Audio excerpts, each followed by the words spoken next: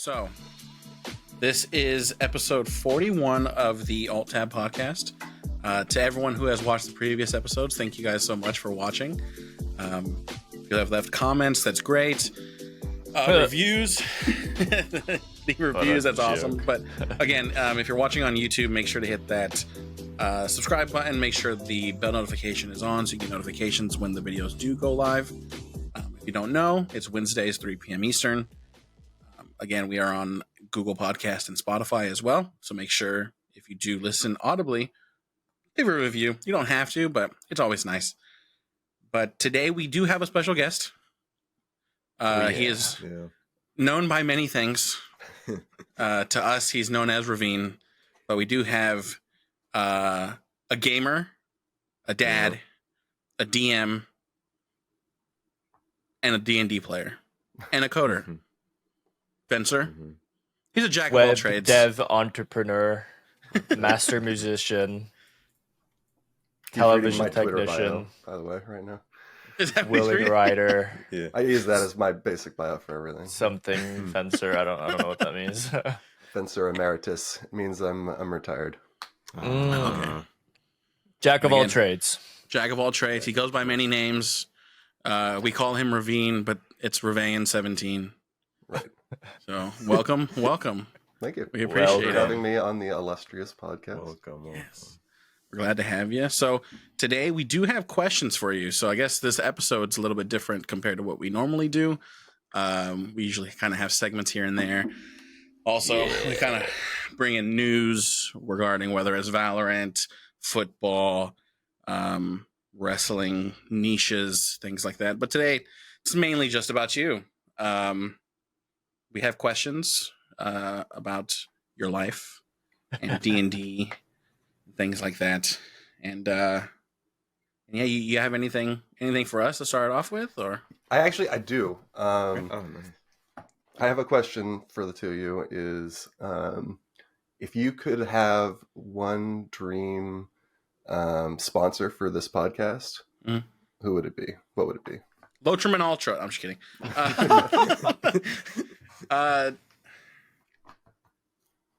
Dream sponsor. Dream sponsor. Dream sponsor? Yeah. Either because they're going to be paying you in their product, or because you think the association with their legitimacy is valuable, or just because you admire the brand, I guess, is an option too. I would like Elgato. I was going to say that. Fuck. Yeah. Okay. Yeah, Elgato. Some cool gear.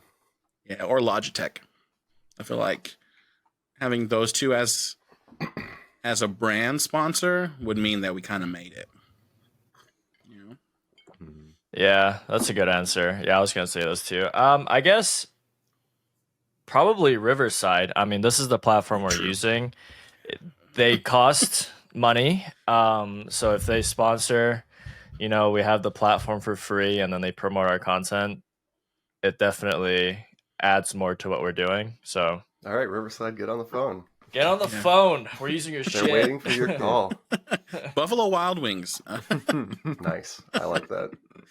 We just have wings every episode. Yeah. Wingstop. Yeah. It's hot ones, but we just never mention the hot wings. We're just eating plain ones the entire time. Oh, that's good. We're just pretending like it's hot. Missed me. I'm sweating. Yeah, any gear oriented, I think that would just be good. It just adds more to the podcast, makes it better. Like Elgato, they can send cameras, headphones, not headphones, mics, yeah, lights, everything. Stream Deck. What else? Yeah, cards, capture cards. Yeah, everything. I like it. Yeah, like an NVIDIA. What would NVIDIA would be nice, NVIDIA actually. sponsorship. Graphics cards. Squiddy, you're kind of low there a little bit. Oh, am I? Hold on. Sorry. I turned down for the issue earlier. Oh yeah, I think we'd be fine in here. I think we're I think it's just Discord. Yeah. Sorry. Is that what better? about you, Squiddy? What's your dream sponsor? Yeah, I think probably NVIDIA. Go basically everyone get a Red Bull sponsorship. Oh yeah, look, having like a little fridge. Yeah, like you know? the mini fridge. Monster, something like that. Do you drink a lot of Red Bull and Monster? I don't, but the fridge looks cool. That's Yeah. the fridge. I think that's why I would want it. So, but probably Nvidia. Nvidia's would might be like GeForce or something like that. So, I want a sponsor that took so Cross is below me on this thing. Most But- deleted. So there's 2 photos that are right here.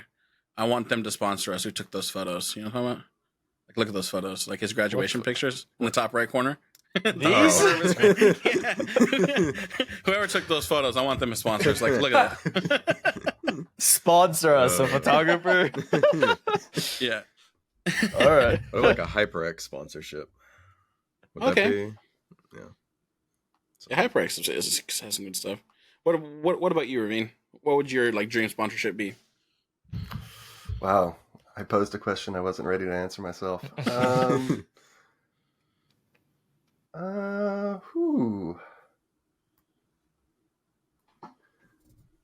Coca-Cola. Oh. Oh. I drink a lot of it. Mhm. And also, as far as like tier 1 brands go, if you're sponsored by Coke, like, wow, you've done something, right? Yeah. No. I honestly didn't cross my mind. Okay, so I guess to expand the question a little bit based on what Rvaen asked, from the sponsor that you get, like what are the benefits that you would want from them, and what would you have to give them also in return? Because it's like sponsor is a two-way deal, right? Yeah, but you've got the podcast. You're doing an ad read at the beginning. Sure. This episode Sure, is brought okay, to that you works. by- Yeah. Okay, let's just do benefits then. What would be the benefits that you would want from the sponsorship that you Yeah, picked? when it comes with Coke, I would just say Just Coke? send me Coke. Just a lot of Coke. Dude, my budget would be Life supply. yeah. Uh, My monthly expenditures would decrease dramatically. That's true. Wow. yeah. No, not There you really. No. No, but have you so when it comes to Coke, do you prefer have you ever had the Mexican Coke before? Yeah, I've got some glass bottles in my downstairs fridge, just 5 feet away from me right now. So if you guys never had it before, Mexican Coke and regular Coke vastly different in taste. Do you know why? It's real sugar, right? Real In sugar as Mexican opposed to high fructose corn syrup. Yeah. So if you ever get a chance, try Mexican Coke. You're gonna taste the difference. It comes in a How do glass you- bottle. You do. Okay, are they just all glass bottles or Mexican Cokes? Yeah, you want to look for Hecho in Mexico on it. Yeah. But You most think- glass bottles Oh are... shit! I didn't know that. So yeah, they're we Okay, realized sure. that they're at Costco. Yep. Oh. That's So you where can buy mine them. came from. Oh, so what? They taste vastly different. How so? Like the It- sugar content? Yeah, it's like a crisper taste, I think. I feel like a brighter Crisper. sugar taste. Mhm. More rich? If you do Yeah. them back to back, you won't have trouble tasting the difference. I promise you. Okay. Oh shit! Okay, I gotta try that. Yeah, you gotta find it and then do it on stream. For the aficionados. For the distinguished palate. Do you think one is better than the other? Prefer Oh, one over yeah. the other? Well, Rvaen? yeah, they just said Mexican's Mexican, way better. yeah. I would prefer Mexican Coke over regular Coke. It's just so expensive at Costco. I think it's like a 24 pack that was like almost $50, and I was like, Oh shit! That's, I wonder what I paid. I don't remember. So they are generally more expensive, right? Because they are real sugar I mean, Yeah, that as presumably, opposed to more processed. and also and it's a glass import, bottle. as opposed to being True. bottled here in the United States or Yeah. Canada. Yeah. Damn, I gotta try that. I didn't know you were a big Coke guy. Oh yeah, yeah. That's when I was thinking about this podcast, I wasn't planning on like the like introduction to me being the first impression I'm giving is like I'm just a Coke drinker. That's what I do. But here we are. So That's your entire personality now. When it comes to, do you like mixing it with other like liquors? yeah, When it comes to drinking it, what's your Coke like is the go-to? best mixer. I'm right now. I've got some Coke and Bacardi Superior. It's a white rum, affordable but better than a spiced or dark rum, in my opinion. For mixing, Do you- anyway. Do you prefer like rum and Coke over like a whiskey and Coke or a... I Yeah, interesting question. I do prefer it, and also I don't mind drinking whiskey straight. Whereas rum, I don't typically do. It's too kind of boring, and it's like if you would just drink vodka straight, it's like you're just tasting mostly alcohol. Whereas whiskey, you get a lot more flavor. So Okay. Expanding on that, there, like when you first, now I don't necessarily know your life and when you started drinking, but there's some people that start drinking before they turn 21. right. Others, once they turn 21, they Shame. start. Right? Yeah, Shame. exactly. Just Yeah, I started at 18. That's the law here. Nice. but like when it comes down to it, Squiddy, close your ears. Mhm. When it came down to Yeah, it, did you like? So for me, when I started like drinking, I didn't like beer, Mm.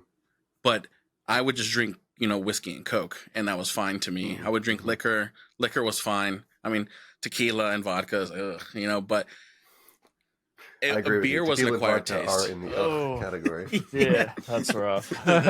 Yeah. But yeah, when it came to like beer, it was more of an acquired taste for me. Like for you, was it an acquired taste for you, or was it like the moment that you drink, you're like, man, this is good? I was actually never really that into beer, but like college culture is you drink lots of light beer as opposed to a little bit of something that tastes better and is stronger. Or at least that was my experience in college. So, but yeah, like it was never my favorite. Frankly, because to get the same buzz going, you have to drink so much fluid that you're like constantly going to the bathroom. That's such a Once you break drag. that seal, Yeah, it's just you're done for real. So no, I was more into other ways to be inebriated. Keep it PG-13, I guess, and you just let you fill in the gaps there. I remember you telling me. Yeah. And yeah, but they're different, so it's each has its own situation. Like I want to be sociable for this podcast, so I'm drinking one drink. Yeah. I wouldn't take one other thing because then you would be talking to a clam, So. No, yeah, I just wonder with that because for me, like starting off, I just didn't like. I feel like no one likes beer starting off. Who likes beer? No, yeah, that's probably true. Like off the rip. I mean, there's some people that do. They just like beer and they don't drink liquor, and it's just I think I started. What got me into liking beer was Bud Light Lime. Oh, BLL is the best. And then we call it the taste of summer. The taste of summer. Nothing is better than a hot day in a BLL. Bonus points if you're at a music festival. All right, sorry. Okay. No, I'm just saying. But yeah, I drank that a lot until it came back up, and then at that point I just couldn't drink it again. Like it tasted nasty. Oh, I gotcha. It got ruined for me. Yeah. That's me and tequila. Had an early formative experience where this is what we're doing, and we did that, and it was a disaster, and then it'll turn you off of that thing for a long time for sure. Yeah, because what messed up is I beer before liquor, never sicker, and it just liquor before beer, you're in the clear. Exactly. And I messed up. I drank a lot of beer, and then I went to liquor, and it just yeah, that's fucked. But then afterwards, I started trying Dos Equis, and so Dos Equis with lime, super smooth. Oh yeah, you always talk about that. Yeah, that's my go-to. Have you guys tried Guinness? When it comes to Mexican beers, I hate Coronas, and I can't tell you why. Oh, I've never had it. It tastes like ass. It sounds horrible. It tastes horrible. What comes to my mind every time I have one is I feel like it tastes salty, like you accidentally drank some ocean water with your beer, and you're that's gross. Yeah, I don't know. Not for me. But no, I have not tried Guinness Cross. I haven't had it. Have you tried Guinness? Guinness is good. You Yeah, want to Guinness is have good. Guinness from a tap. Yeah, it's Yeah. a big difference. Big difference with the pour. I've only had Dos Equis, Miller Lite, Bud Light, Coors Light, and that's it. I was in the best beer I ever had. I was in Germany at a fencing tournament. Oh, And yeah. I went to dinner with my coach the day before the tournament, and they were like, taking our order, and they asked what to drink, and I said water, and they came back with a beer, and I'm like, That's water for them. yeah, exactly, right. I'm 16 years old, and I'm with an adult, and he heard me say water, and it came with a beer, and he was just like, what are you gonna do, right? So so I drank it, and it was incredible. It was just so good. It was full body taste, but light, like very poundable. And it was just like everything you'd want. And I have no idea what beer it was because I ordered water, so they didn't. Maybe it was like homebrew. Yeah, I mean, it could have just been yeah. the local beer. You know? Yeah. And homebrew is really good. Yeah, I'm still chasing that beer high. Nothing quite hits like that. Wow, that's pretty cool. Anyway, it was to a those funny listening, experience to be drinking with my coach, and I'm 16, so I have no tolerance. So we're getting a little buzzed eating authentic German food in Germany. They didn't check your ID? No, I mean, you ordered water. I mean, yeah, but you. I mean, the drinking age in Germany, I think, is 16. It's 16. Right? Oh, it is 16. Yeah, so, okay, never mind. So they either just pegged me as 16, like they had a keen eye, or maybe they just don't bother. 16. I think there's also, I've heard that like European cultures, there's sort of like if you're with a guardian, then there's a lot more lax. It's not like as strict. I see. As a culture we have. I don't know if that's true, but maybe they saw me with a balding, gray-haired man and were like, yeah, whatever. As their adult, we'll just give them this. Yeah. Yeah, so that was your best beer. And you were that's 16? my best beer ever. Wow. Yeah, and I have no idea what it was. Damn. You gotta You should find just go it. back and just order water and see if they give it to you. That's the secret menu. Yeah. Like, no one ever orders water here. Because maybe that's the name of the beer. Yeah. Oh, I never thought to look up Wasser, like German for water, right? So you just gave him the beer name, and they're like, "Oh, okay." Oh, yeah, that's what he wants. He said it very confidently. So Great taste. Water. Okay, we should tell Squiddy that he can open his ears again. Oh yeah, Yeah. To those my ear. listening, make sure to drink responsibly. If you do, Squiddy, wait till you're 21. Yeah. No. Like we all did. Besides Like- Cross, like because this is different. All We all did. yeah. Follow all local jurisdiction laws. Exactly.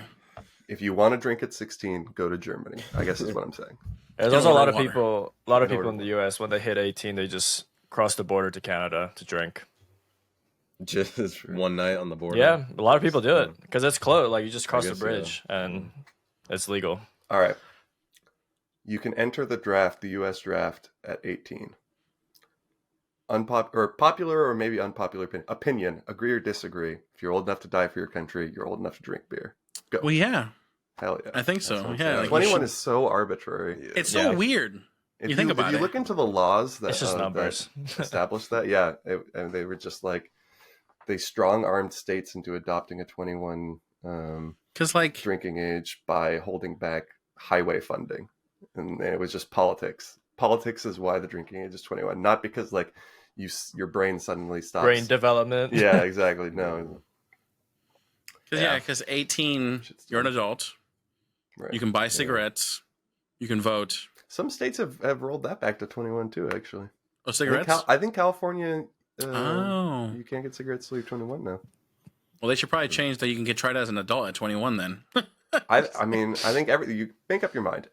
I'm just advocating Yeah. common sense sort of Sure. consistency. Everything 18 or everything 21. Make up your mind. Yeah, it's just All right, weird. Okay. we're getting dangerously close to politics, you guys. Well, That's I true. feel like also when you set the rule for 21, there's a lot more kids that are prone to drink way before that time period. So like, might as well just be like, I'm just saying it's just like it's so far. It feels so far when you're young. So you might as well just do 18 and just call it. But I agree, you're right, especially because we have politics. this secondary education thing that starts at 18 that involves moving out of your parents' house. And kind of having free reign. It's like very contradictory sort of cultural establishments. I guess it's little milestones, though, for life, if you think about it, right? You're like 18, 21. And then after 21, there's not really much you can do besides 25. Right. 25 is your last real landmark. You can rent a car. You can rent a car.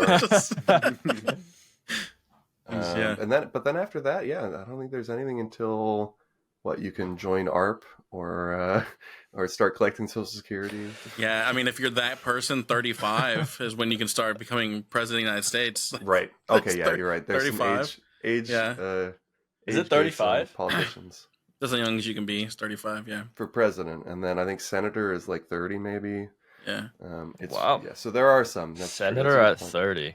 I think 28 is the oldest you can be to even join the military. So it's just like... Really? They don't want me anymore? Nice. Unless we get drafted. Wait, 20... Oh, wait. How old do you have to be to join the military in the U.S.?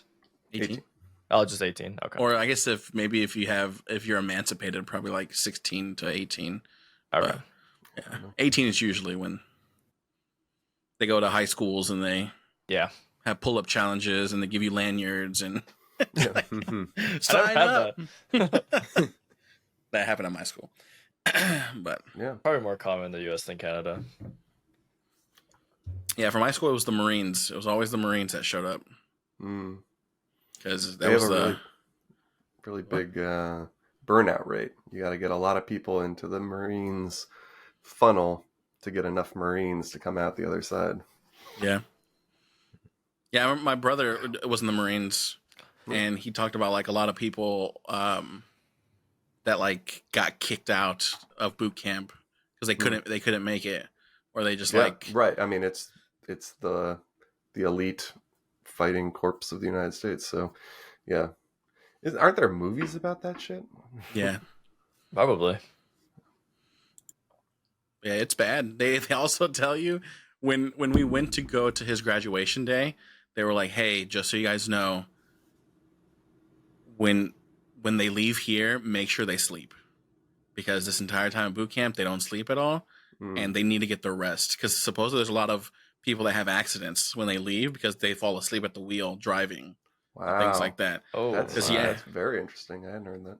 And so they told us to make sure he sleeps. My brother went back to the hotel. It was like 1, and he slept the entire day, and then woke up the next day. Dang. I had In-N-Out for the first time though. So that was nice. Did it live up to your expectations? The silver lining. California from politics is better. Back to junk food. All right, come on. I need everybody back in junk food land. But yeah, anyway, California In-N-Out is definitely better in California than any other state. I will die on that hill. Okay, all right. And the fries are still ass. You don't like the fries? Yeah, you got to get them animal style, which is a secret menu.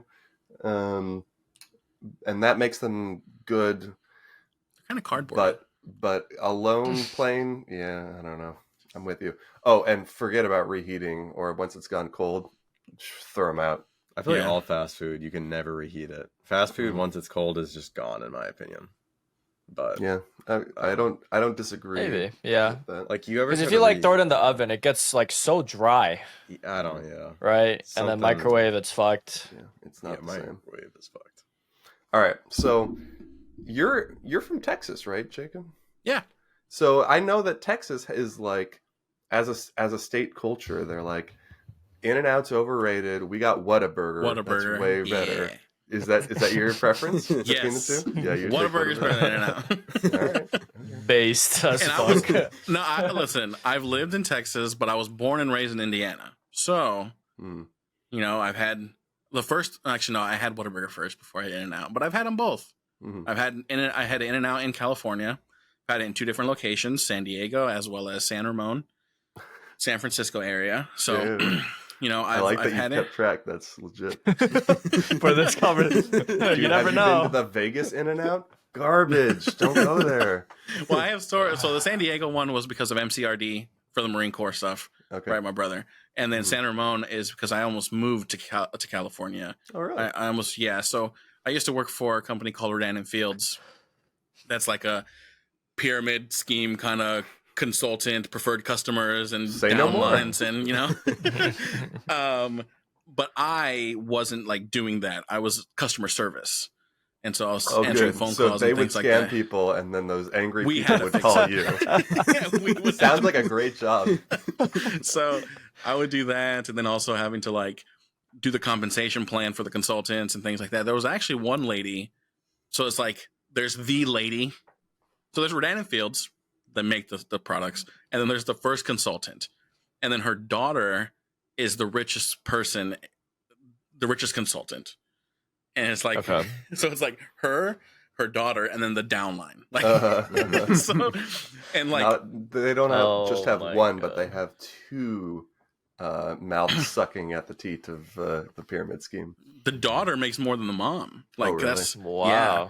And so yeah, but the mom has like Britney Spears as like a customer and whatnot, and yada yada yada. Anyway, yeah, so they shut down the Austin office, and I was gonna relocate to the San Ramon office. So that's where it's like headquarters, and that's why I almost went to San Ramon. But they were gonna screw me over at my job, so I said no. Oh. But Whataburger, I have had it, and it is better in. But again, it's like certain locations, right? Like you can have The Burger locations. King in multiple locations, but Yep. you can tell that like certain area Burger Kings are better than other ones. Interesting. It's Okay. the same thing as Whataburger.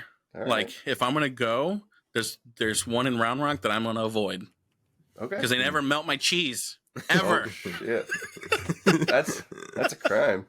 Like my hamburger is hot as hell, my cheese is still cold. Oh, that's pretty gross. And so yeah, it's like yeah. Anyway, yeah, there's one location that I always go to, and it's always perfect. The Nice. fries, the drink, it's just crisp. I never got to worry about my Coke, the syrup being out, you know. Uh-huh. And it's just yeah, I'll die on that hill. So what is Whataburger? Like what? It's just It's a fast food Whataburger. joint. I don't know what makes it so special for you at least. That's a good question. The burgers just taste good. I don't know. It's just like it mixes well together with everything. Like I get like a double. So, I get double meat, cheese, bacon, jalapenos, Mm. and Well, you know, that I get it sounds all together, right? And it's just delicious. And like the fries, they're a mix for me. They're a mix between like Burger King and McDonald's fries. Oh. Okay, Um, so they're thin, but So they're like a little bit thick, but kind of like flimsy, like a McDonald's fry. So like thick like a Burger King fry, flimsy like a McDonald's fry, and then like the perfect saltiness. You know what I mean? okay. That's how I feel. okay, you know? sure. And also it's in Texas, so everything's bigger in Texas. So you get the bigger portions, and then like the drink is like this large. Holy And fuck. it's just like, you know, so you get a lot of soda, and it's just good. Yeah, and then they got spicy ketchup. That's the one thing also too. They got spicy ketchup. Nice. So Okay. that's good as well. All right. 5-second takes. Mhm. I'm going to name some franchises, and you just give me either no, I've never heard of it, or I have no experience with it. Yes, I've heard of it and it sucks. Yes, it's delicious. Okay, ready? For me or everybody? Everybody, ready? Everybody. Steak and Shake. Never Never heard had of it. it. Never had it. Never heard of it. I've never heard of I'm it. in Canada. Most of the stuff is not there. I think me Five- and you are gonna Five Guys. Yeah, you is gonna be. I'm. Five Guys. That's Oh, good. Five Guys. It's Oh, good. delicious. It's good. Delicious. Okay. All right. It sounds like Five Guys is the winner then. Culver's. Anyone? Culver's? I've never had it. I like their ice cream. Yeah. All right. Five Guys. Five Guys got 3 thumbs up, is what I heard. That's good. I mean, they have good quality burgers. Yeah. I love their fucking fries. A little expensive, but It is. Yeah. Yeah. it is. It is a it's solid expensive. lunch. Free peanuts. Oh, yeah. Salty as fuck. Dude, the thing that Five Guys has become known for is the bag fries. Oh, the bag fries. They put a just scoop into your thing Yeah. until it's full, and then they just throw another scoop in your bag. And like, here you go. Yeah. Have some fucking fries, you lard ass. And you're like, But it's "Ooh." like Oh, lord ass. Yes, the way they make the please. sandwich though is like very like you open up that sandwich and it's just here it is. Like the way they make it. Yeah, sandwich, no, it's just very smashed everywhere. squished. Yeah. That's true. Oh, It is. not the yeah. claps, bro. And then they just like they throw your fries in there. Yeah, it's true. It's good though. Yeah. I'll smash that. Yeah. You like pick up the For bag. sure, I'd smash Oh, that. the bottom of the bag is just always like greasy. Don't ever put it in your lap. Man, I love Five Guys. Yeah. Yeah. The burgers are good too. Yeah, the burgers. Yeah, The burgers are good too. yeah. Oh my. Yeah. Any other locations you got think of top of your head? Oh, I don't. Those were the three I wanted to ask about. Three? Is Gotcha. there- I mean, does Do you have Hardee's or Carl's Jr. up there? ooh, that's a good question. I don't know. The Hardee's? In California, it's Carl's Jr., and I used to live really close to one. When I was in Indiana, it was Hardee's. Yeah, I remember when I was in Indiana, it was Hardee's as well. I don't know. I don't know if I've seen one in Minneapolis. Okay. Yeah, I feel like they're are they the same thing or yeah, there's different They're- names. Yeah, it's like a weird. the fuck? Yeah, Just I, like a I marketing don't. thing. I haven't looked up the reason behind Is it. it like one big parent company and then it's just I feel like it was a merger, and then they were like, "We've got brand traction in this place as this, so we're gonna just stick with it." And then they were just like, "All right, we'll be the same thing with two different names." But I don't know that for sure. Yeah, because it's like the same logo and everything, right? It's just Right. like Same logo, Carl's Jr., Hardee's. oh, basically the same branding and stuff. Yeah. that's weird. I don't It think is. there's any. Is there any other place that's like that? Hmm. Like where it's a merge? Where like you're going to the same company is known as two different things in two different places. I don't think there is. I think Hardee's and Carl's Jr. is the only one. I know, Nothing like comes to combined mind, but buildings. I'll think on it. Yeah. Was that Squiddy? I was just saying, like, I know companies that like share the same building. I've seen like a KFC and a Taco Bell. Taco Bell. Oh, like sure. the same sure, building, but sure, like, yeah. not like the same company under two different names. Yeah. I mean, I mean- huh? Sorry, go ahead. No, it's unrelated, but I know a lot of the like UK stuff. Mhm. Like Lay's is not Lay's over there. It's called something else, but it's a sister company. Mm-hmm. Oh. A lot of their chips are like that. Or crisps, Uh-huh. as they call it. It's just an entirely different branding because it's a different culture. But they're like it's the same company, but I'm like, why do you guys call it this? I think I read that Lay's is trying to make a comeback into the UK. But why? They already have it Well, like come back as Lay's though. as Lay's and not. Yeah. I think I remember seeing an article on that. I could be wrong. So they call They're called Walkers. Walkers. And it's the exact same logo. I swear to God, you have to Okay. look this up. It's the exact same. It's a sister company. I don't know why. And they have the exact same flavors, like baked Lay's, Walkers baked. Like it's just the exact same thing. But I had to look it up to believe. I don't know. Maybe it's just like I honestly have no idea why. Oh yeah, because it's Frito Lay owns Lay's and they own Walkers in the UK and Ireland. Okay, yeah. Oh, so maybe they acquired it and then they were just Ireland. Like, we're gonna It's just have you conform international to our branding. shit. Yeah. Okay. Right. Interesting. What are you gonna say, Jacob? Or were you I gonna was say gonna- anything? Yeah, I was gonna ask.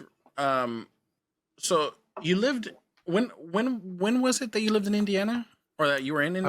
I went to university in Indiana. Okay. I was in South Bend for 4 years, 2007 to 2011. 4.5, I guess years. I was just trying to think. I was gonna ask you, when it comes to like fast food and restaurants, do you remember a place that isn't wildly known, like that's kind of like I guess in like your hometown or whatever, or like you saw it in Indiana? Because like Okay, here, Indiana specifically. Or I got no, one for just- Colorado. okay, There's a chain in Colorado called Good Times. It's a burger joint, and I think they're exclusive to Colorado. There's another one in Colorado too. Actually, oh shit, what is it called? I can't believe I'm going to forget this. Custard. There, okay, I'll start with Good Times. Good Times was just like, it was a burger joint, you know, solid burgers. The fries were always seasoned, which is kind of makes it stand out amongst fast food fries. And I think they also had kind of a custard thing going, like a Culver's. But yeah, I've never heard of anyone talking about Good Times outside of Colorado. So that's all I got.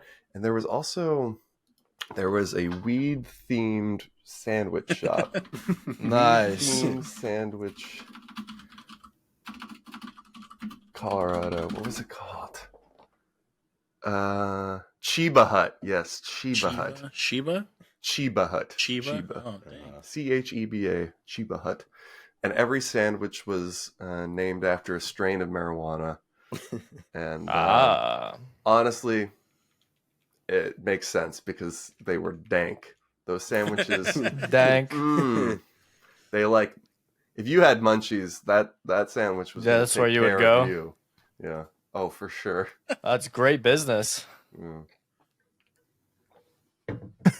Okay. Was there any in Indiana that you can think of? Any in Indiana that was like a chain?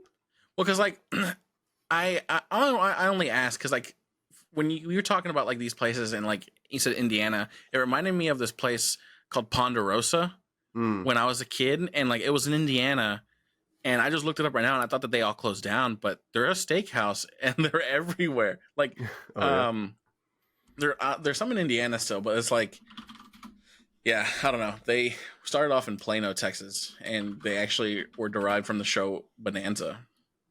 Oh, really? There's Ponderosa Steakhouse and Bonanza Steakhouse. But yeah, I was just thinking of like restaurants like that because like there's also a burger joint in Indiana, like around like the towns that I lived in called Penguin Point, and like, yeah, it was just. All right, I do have some. I managed to extract from my mind vault.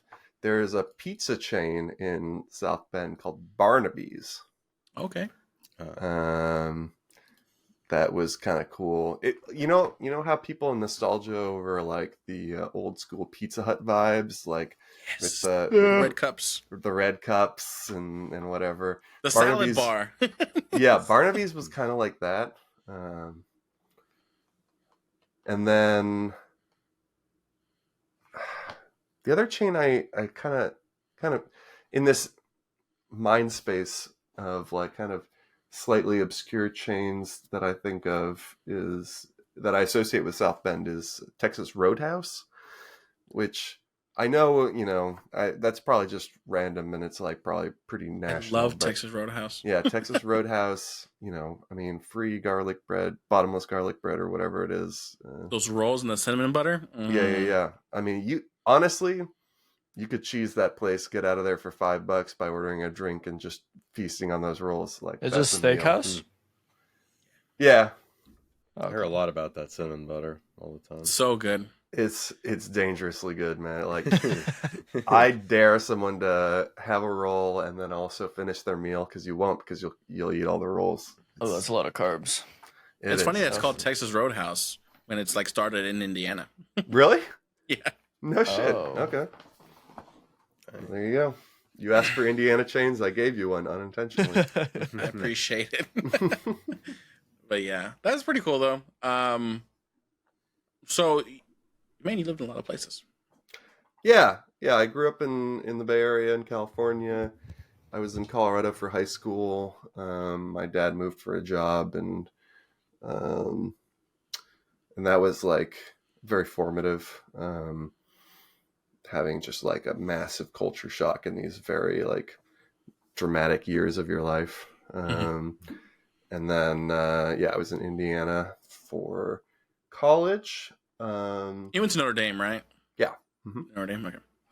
Yeah, I got the. It's blurry. Yeah. Nice.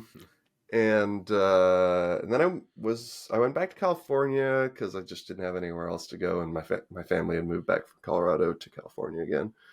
Did a little work in the Bay Area, doing tech stuff. And then we picked everything up and moved out here to Minneapolis in 2018.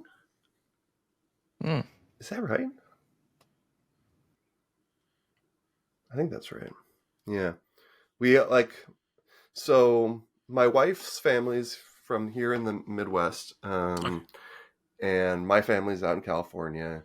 And so we lived together and spent a lot of time near my family for a long time. And then we had talked about, so I had some good jobs for a while, and then I went into a severe case of unemployment.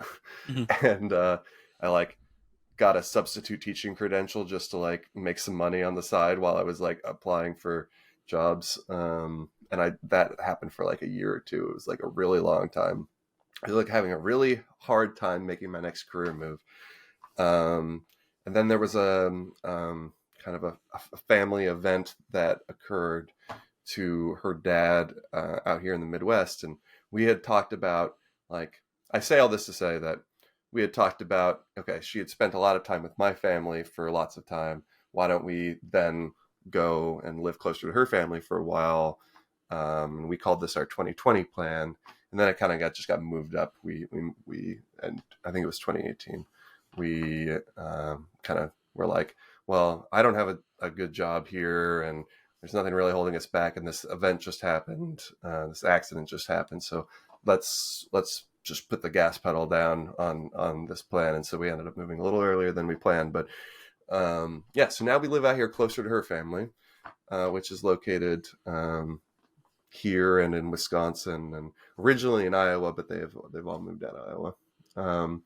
And so now my family's a couple hundred miles away, and they have to come see us by plane, and that's the trade-off, right?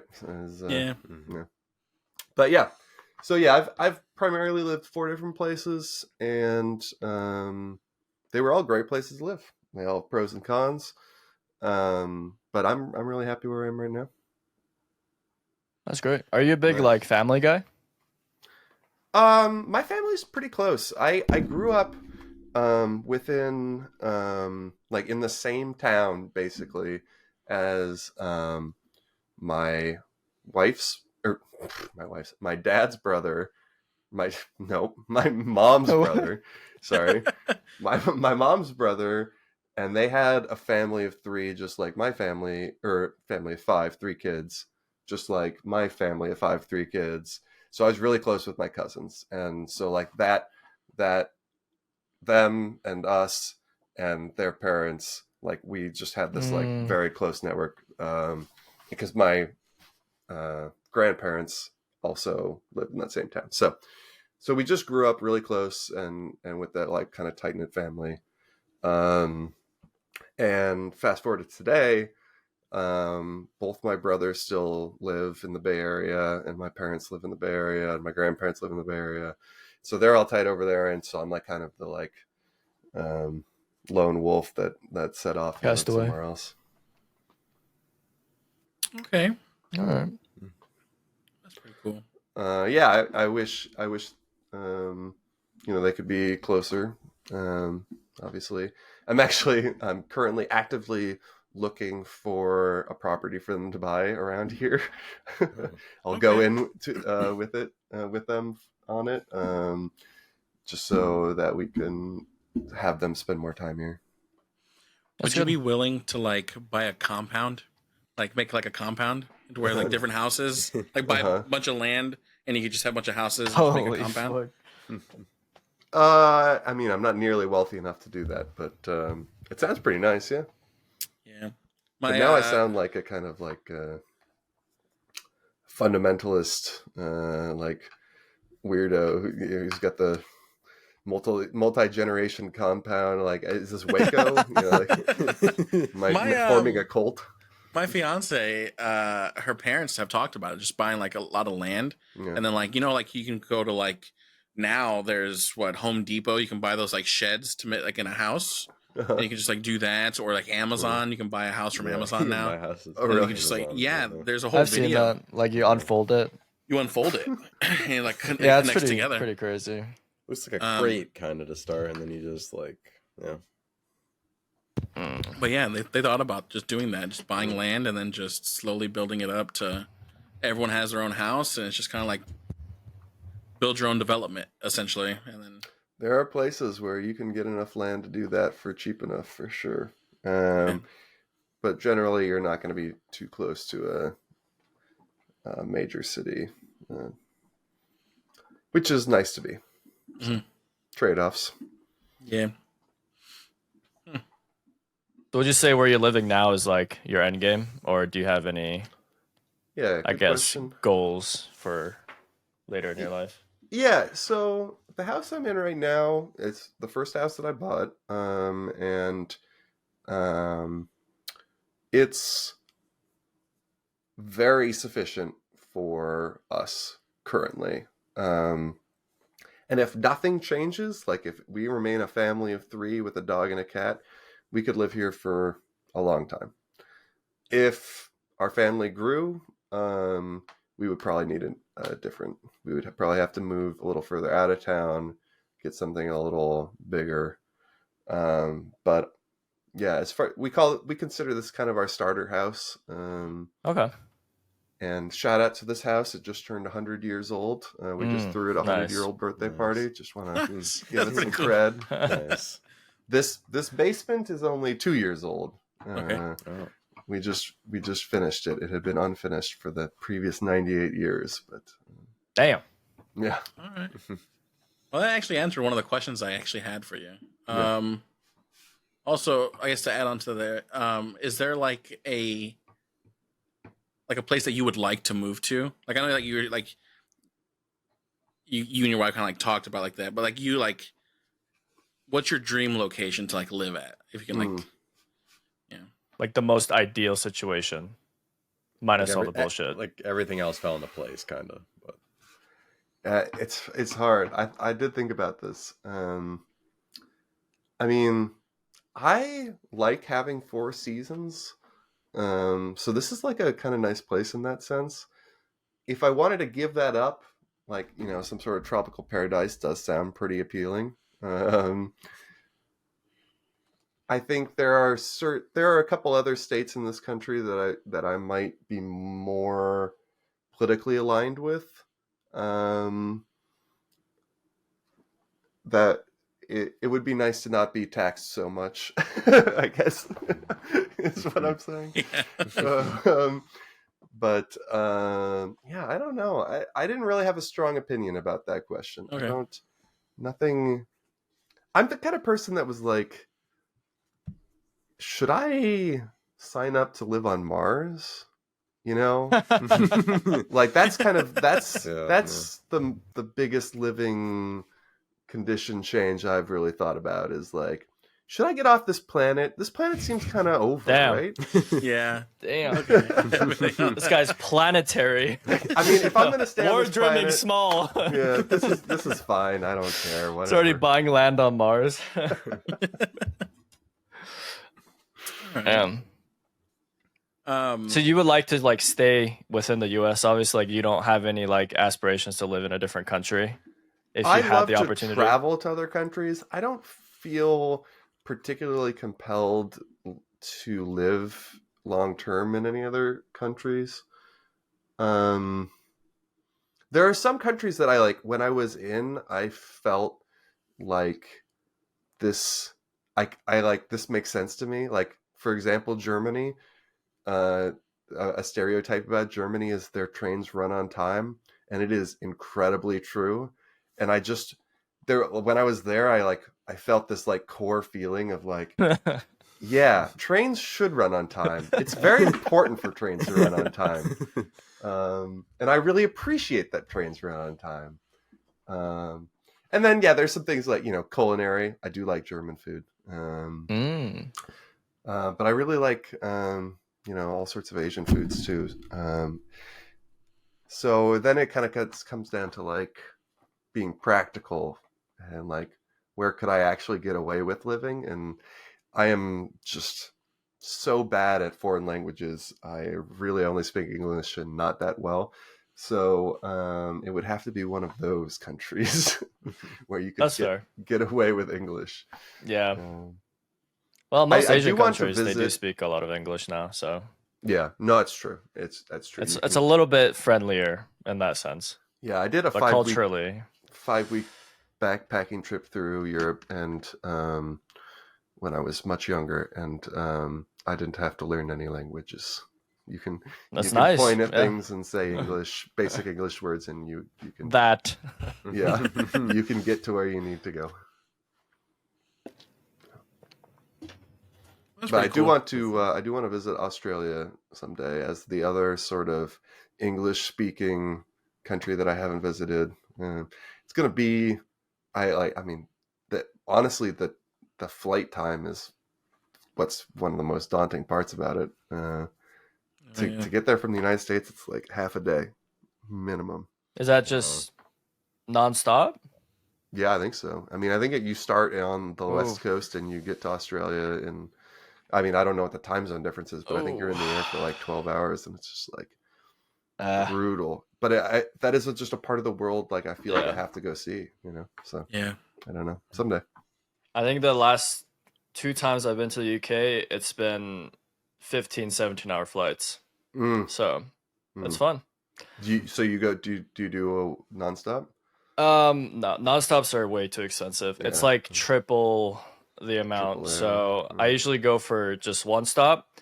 And I told this story already, but like when I went to the UK for the first time during the height of COVID, someone actually had COVID on the plane and was in critical condition. So we had to emergency stop in Iceland for like 4 hours. Oh, yeah.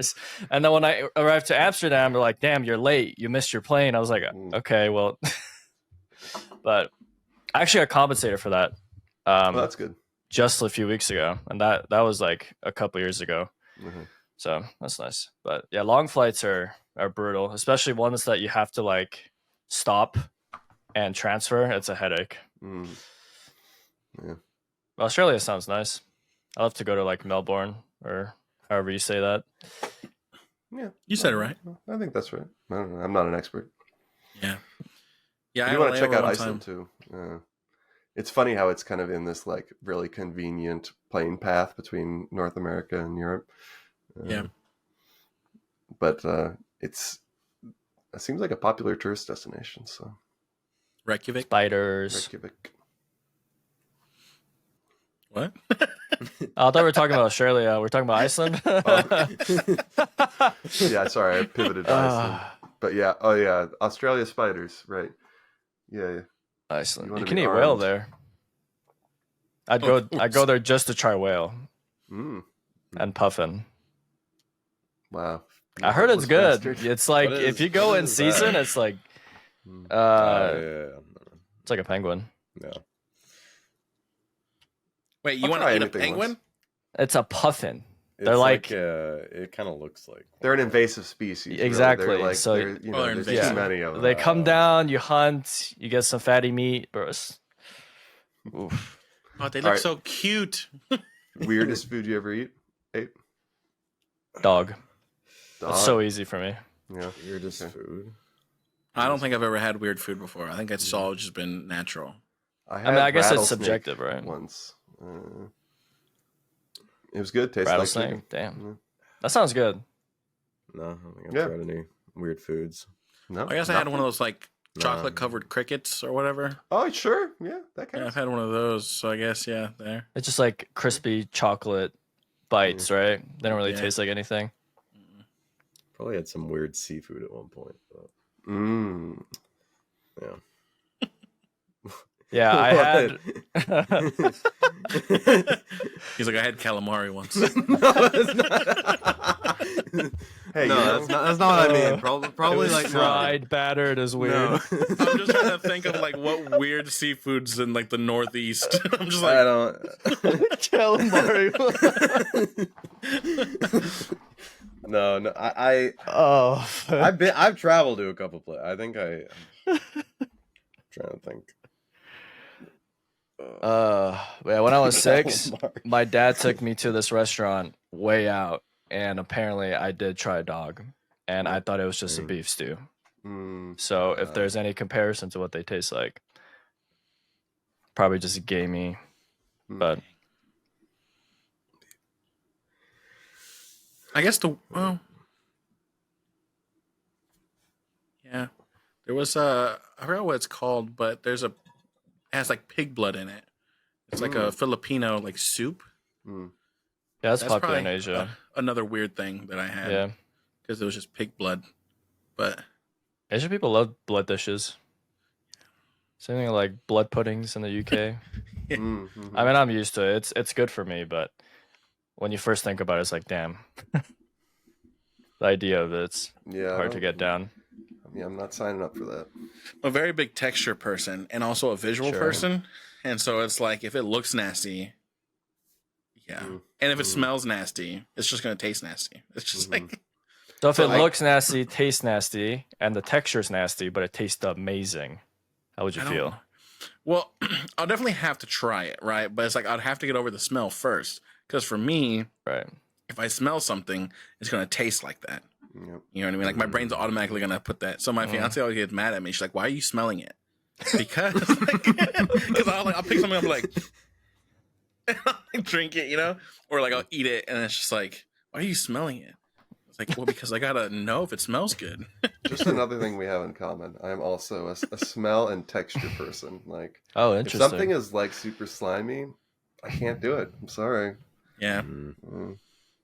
I just recently started eating yogurt and liking it. I can't. I can't eat yogurt. I can't eat yogurt. What? I can't. Why? What's I- wrong with I- yogurt? I gag and I almost throw up every time. There's like a banana thing. Like people don't like bananas. So the Fit and Light Dannon yogurt, it's strawberry cheesecake. That's the only thing I started liking. 'Cause it tastes just like strawberry cheesecake.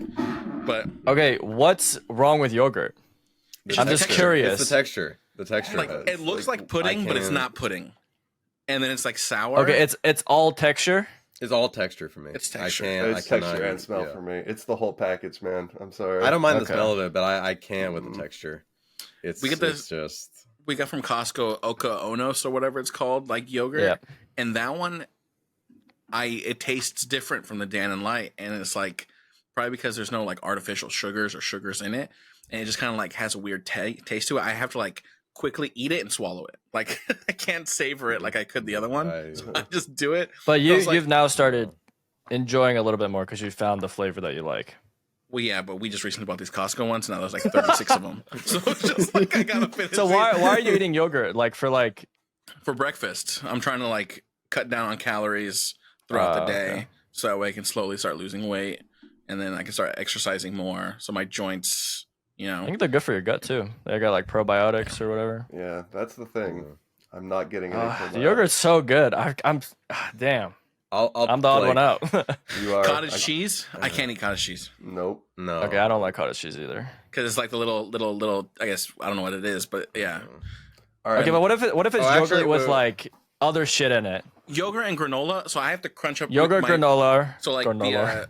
granola. The Nature Valley bars, the ones that you open up and it's already broken. Yeah. You know what I'm talking about? Like Yes. those ones. I crunch them up and I throw them in there, and so it's like It's so good. then I can eat those whatever they're called. Because it just tastes like granola at that point. But yeah, if I can have granola or like blueberries in it, Like fruits, yeah. fruits, yeah, strawberry, blueberries, it's fine. But I just make a smoothie with yogurt. The only time I consume yogurt, I make like a smoothie or something. I could can't probably just eat stomach yogurt. a yogurt in a smoothie for sure. Yeah, I can't eat Just it. eat by yogurt. itself. Why do you need to can't make it a just eat smoothie? I can't. It's Can't the do texture. it. Can't do it. that's the textures. It's just bad. Yeah. Damn, that's crazy. I guess I'm not big on texture because it doesn't bother me that much. Yeah. I don't mind the smell of things. Like it doesn't have to smell the best, but the texture is definitely where like it'll throw me off. Yogurt's one of those. Yeah. Damn. I'm surrounded by yogurt haters. I see y'all. Eating it. I see y'all differently now. Another thing I hate is beets. I don't like beets. I don't think Beets anyone taste likes like beets. dirt. There's one. So, I had to have them because when I graduated high school, I started trying to lose weight, and my mom was doing like the military diet, and with that one, it's like 3 days on, 4 days off. For the 3 days, you follow the meal plan that they give you. For like dinner, beets was one of them, and I remember like I went to go bite into it, and it just went. And it was just water in my mouth. Yeah. I was just like, I couldn't. And I took it off, and then I remember for lunch it was like 5 crackers and cottage cheese. I took out the cottage cheese, and so it's like I was slowly just removing things from the menu, and I lost a bunch of weight. I mean, that's good though, right? Yeah, it worked. It worked in your favor. So, but yeah, they You learned what you didn't like, and you cut down. That's just best of both worlds. yeah. But yeah, there's certain things where it's just like I'll like eat it and it kind of just gives me the heebie-jeebies, and I just like like I can't, you know. So That's fair. textures. Fucking pussies. I don't know what else there is. I think it's just mainly just those two things. Yeah, I don't think there's anything else really that's texture-wise. Medicine. There's certain medicines that I can't take that's like texture-wise, but. What about fish? Are you okay with fish? Oh, fish is great. I can eat fish. Can't do it. Can't do fish. Any fish. Stinky and slimy. Ugh. How about raw fish? Like cooked tilapia? I know that there. Some people say like, you know, it's not all salmon in the world. There's better fish. But Yeah. just anything that smells like fish, I just am immediately turned off on. Kind of turns my stomach. So you don't like sushi? seafood? So I eat shrimp. Okay. I actually really like shrimp. No. And I eat sushi because the proportions is kind of like a better than the sum of their parts sort of situation. Like you're not really eating fish and rice, you're eating the combination of fish and rice, and like it transcends and becomes something different. You deal less with the texture because you're having a lot more rice and that sort of thing. So I'm not like, but like never will you catch me ordering just, I'll have your fish steak. Your tilapia. Your fish and chips. No, it's not going to happen. No fish and chips. Even if it's fried? Like. Nah. Even fried? No. So you said sushi, right? That's okay. But sashimi. Yeah, probably not. Okay. Oh, it's Probably so not. good. Fuck me, dude. Sashimi gets me sick, to be honest. Like that, just the raw like meat part, like the fish part. It gets you sick. If Like, I how have so? too much of it, like I will have the BGs. You know, it just happens. You know. Sure. But so yeah, when it comes to sushi, I have to have like the shrimp tempura on top, or like the crab, like Shrimp tempura sushi roll, so good. Best sushi roll. Don't at me. Okay. Is there any other foods that you don't like? Fish is my big one. Fish. Yogurt is my other big one. So I think we covered all the big ones. Okay. All right. The thing that people remember about my dietary preferences are that I don't like chocolate. I don't. It's not so much I don't like it. Like I'm averse to it. I just don't. I'm not attracted to it. I'll eat it, but only if it's with something else. Like I like a Reese's cup because the combination of the peanut butter and the chocolate is good. But I'm not going to have a Hershey's bar because it's just chocolate, and I'm just not like it doesn't do anything for me. What if it has like almonds in it? No, don't know. A little better, but I feel like generally, and even an almonds Hershey bar is more chocolate than almonds, and I'm not going to be into it. I'll eat chocolate covered almonds. Oh, okay. Yeah. What about white chocolate? Same thing. Yeah, Not white- even, it's not not even even like- chocolate, bro. I know. I'm just saying. yeah. I just didn't know if it was the same thing. So for you. any form of chocolate, just if it's there, like you don't have to eat it. Yeah, If it's a big chunk, It right? has to have something else along with it. yeah. Yeah, I want something else with my chocolate. Chocolate on its own is not appealing to me. Like an Oreo. You know, I did eat Oreos historically, but today I don't think I would care. You know, like if you offered me an Oreo, depends on how hungry I was. You know, it's not like a super treat to me. Yeah, same. Okay. All right.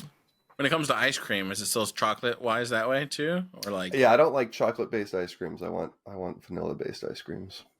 Yeah, I feel like out of everything, I don't really care for chocolate ice cream. I can eat chocolate bars, stuff like that, but if it gets too sweet, then it's like too much for me. Yeah. You guys like banana ice cream? No. Sure. No. It's all right. I'll eat bananas. I feel like it just has no flavor. Okay. Yeah, no. Like it's not a very strong fruity texture. No, It's just you're like right. vanilla and tones of banana. Yeah, no, you're right. It's not like Yeah. aggressive. Yeah. Have you guys gotten ice cream before from Dairy Queen? Yeah. Yeah. Okay, what's your go-to Dairy Queen ice cream? Ooh, yeah. Ooh. Go to at Dairy Queen. I had to ask if you guys had Dairy Queen first before I asked that question. Sure, yeah. We're a global community. Yeah, I think it's like a Reese's Pieces Blizzard. Okay. I just get the strawberry cheesecake blizzard. Do you get the royal one where they put the stuff in the middle? Yeah, And it's sometimes. yeah. Every now and then. Those are really good. Yeah, I just vanilla frap. Yeah, I'm not. Everywhere I go, every ice cream place, I get that. Frap? It's like a shake. I get a vanilla shake. You don't get like a blizzard? No, but it's I like get- with coffee in it. no, just a vanilla shake. Just I mean there is Squiddy. There's nothing wrong with that. And No, don't let there's anyone nothing tell wrong you I know. otherwise. Yeah, no, I know. I know, but I'll it's sign like up for vanilla that or 24/7. I know Dairy Queen is like they're known for their blizzards though. I know they're meant for those like more complex things. But every ice cream place, I just get like a vanilla shake. Yeah, Oh, no, Just with nothing. But I'm basic. good. I'm basic that way. Have you tried to get like a blizzard before? I have. I've tried their blizzards. They're good, but I'm a simple man. I just like a shake, the vanilla shake. I am but a simple. I get like an Oreo blizzard if I was to get a blizzard there. If I was to get a blizzard there, I would definitely. I like the Oreo blizzards, but the biggest thing with me in ice cream, I like to just like sip it. I like just being able to like a drink, just sip it, not have to like eat it with a spoon or worry about it spilling, I guess, or melting. Melting is the big thing. I don't want to have to worry about my ice cream melting sometimes. That's an interesting. I feel like a psychologist could do a lot with that statement. You know, like you've shed a lot of light on your personality based on the fact that your main concern about ice cream is not having it be a burden on you. You know? I hate ice cream cones. I hate ice cream cones. You'll never. What about catch me. waffle cones? I just don't like cones. I'm always so like it's just gonna spill or it's my just point gonna, exactly. Yeah, pretty much. Yeah. Give me a sec. I'll be back. Yeah, I just don't want it melting all over my hand. I hate when my hands. This is gonna sound weird. I hate when my hands get like sticky. How long is it taking for you to eat your ice cream? You're just like, It doesn't. I know my hands getting sticky with the vanilla stuff I always get. No. Yeah, okay. I didn't ask this question whenever he gets back. you're just that kid that takes one lick and sits there for 45 minutes, just like. I was like, oh, it's all over my hand. No, it doesn't. I don't. No, I don't know. It's already all melted. Yes, pretty much. That's my fear, and that's And why then you'll you never. go to move. Oh! Yeah. That's my fear, dude. That's my biggest fear.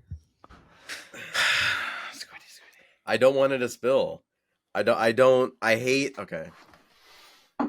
Listen, if I get an ice cream cone, that's gone in like 60 seconds. I'm just saying, Yeah. like, I don't know. I can't.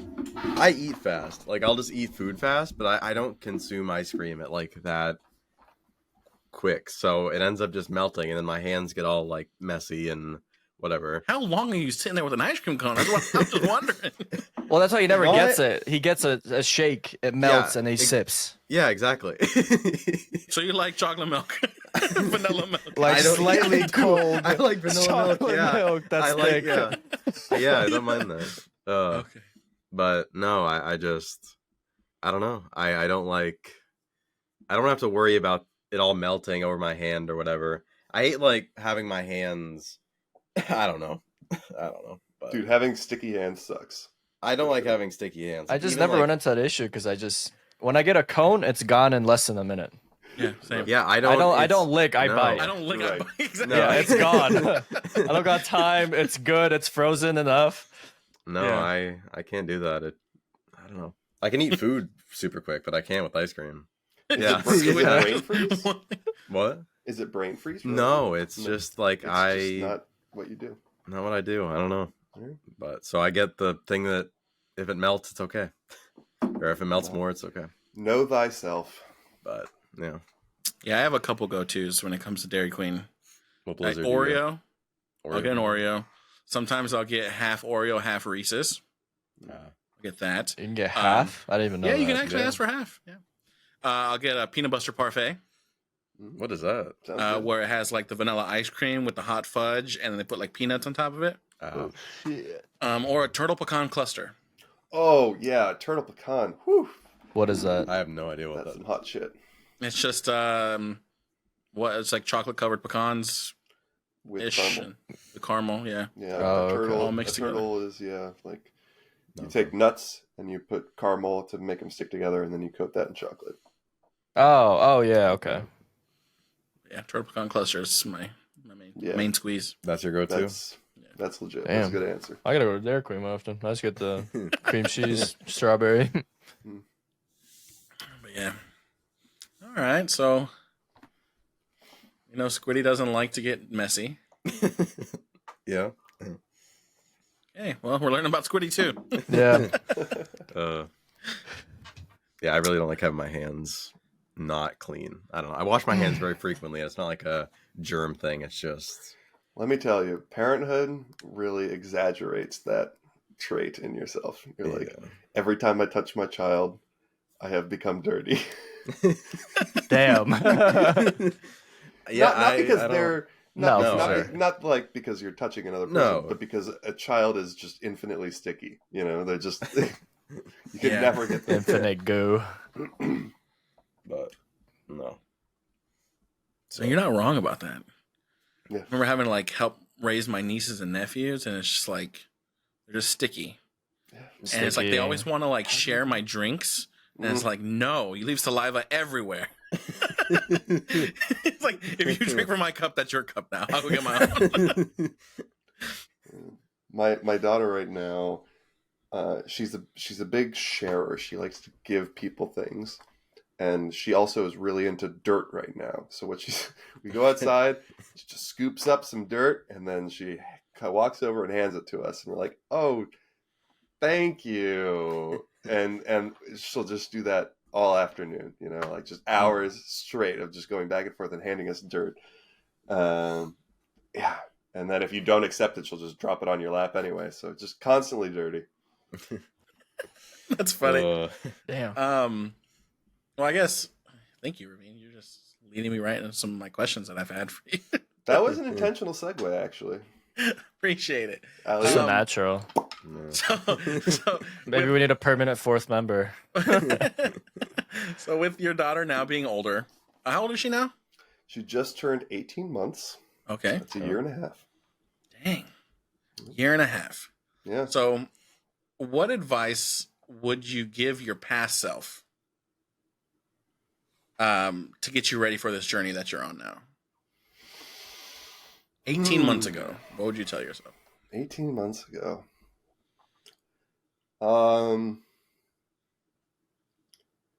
I feel like I probably would have mostly like tried to calm myself down. At that time, you're just kind of filled with anxiety. actually the whole 9 months really. He just like, oh shit, what did I do? Like, were we thinking about this? Was this, and those sort of feelings, it's just kind of, commitment doubts, basically. Like, we've committed now to the next 18 years, 19 years of a lifestyle that we're not currently doing. But what I have found is you really,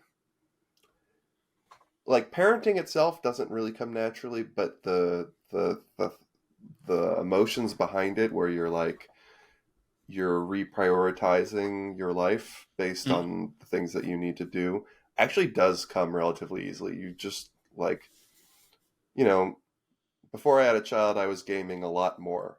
And,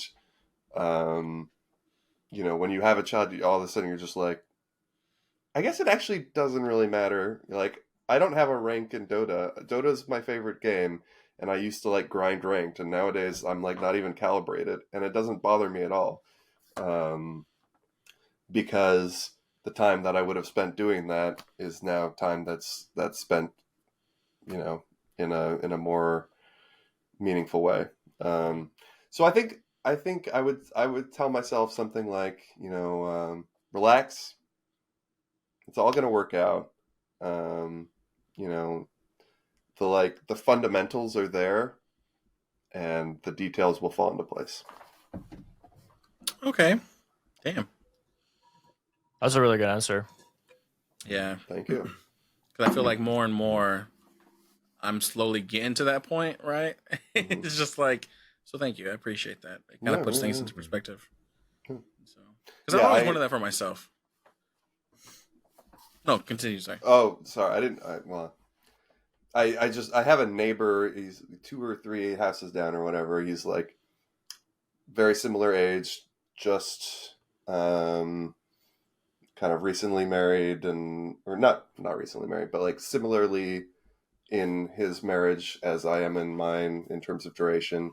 And they're having twins for their first kids, and they're due any minute now. And we just had him over, and we were talking, and I like totally saw in his eyes all the like fears and concerns that I had right before we had my kid. And so I've already been kind of thinking about that, like, and the things that I told him. It's like, he's like, am I still gonna have a life? And I'm like, yeah, it's gonna be different.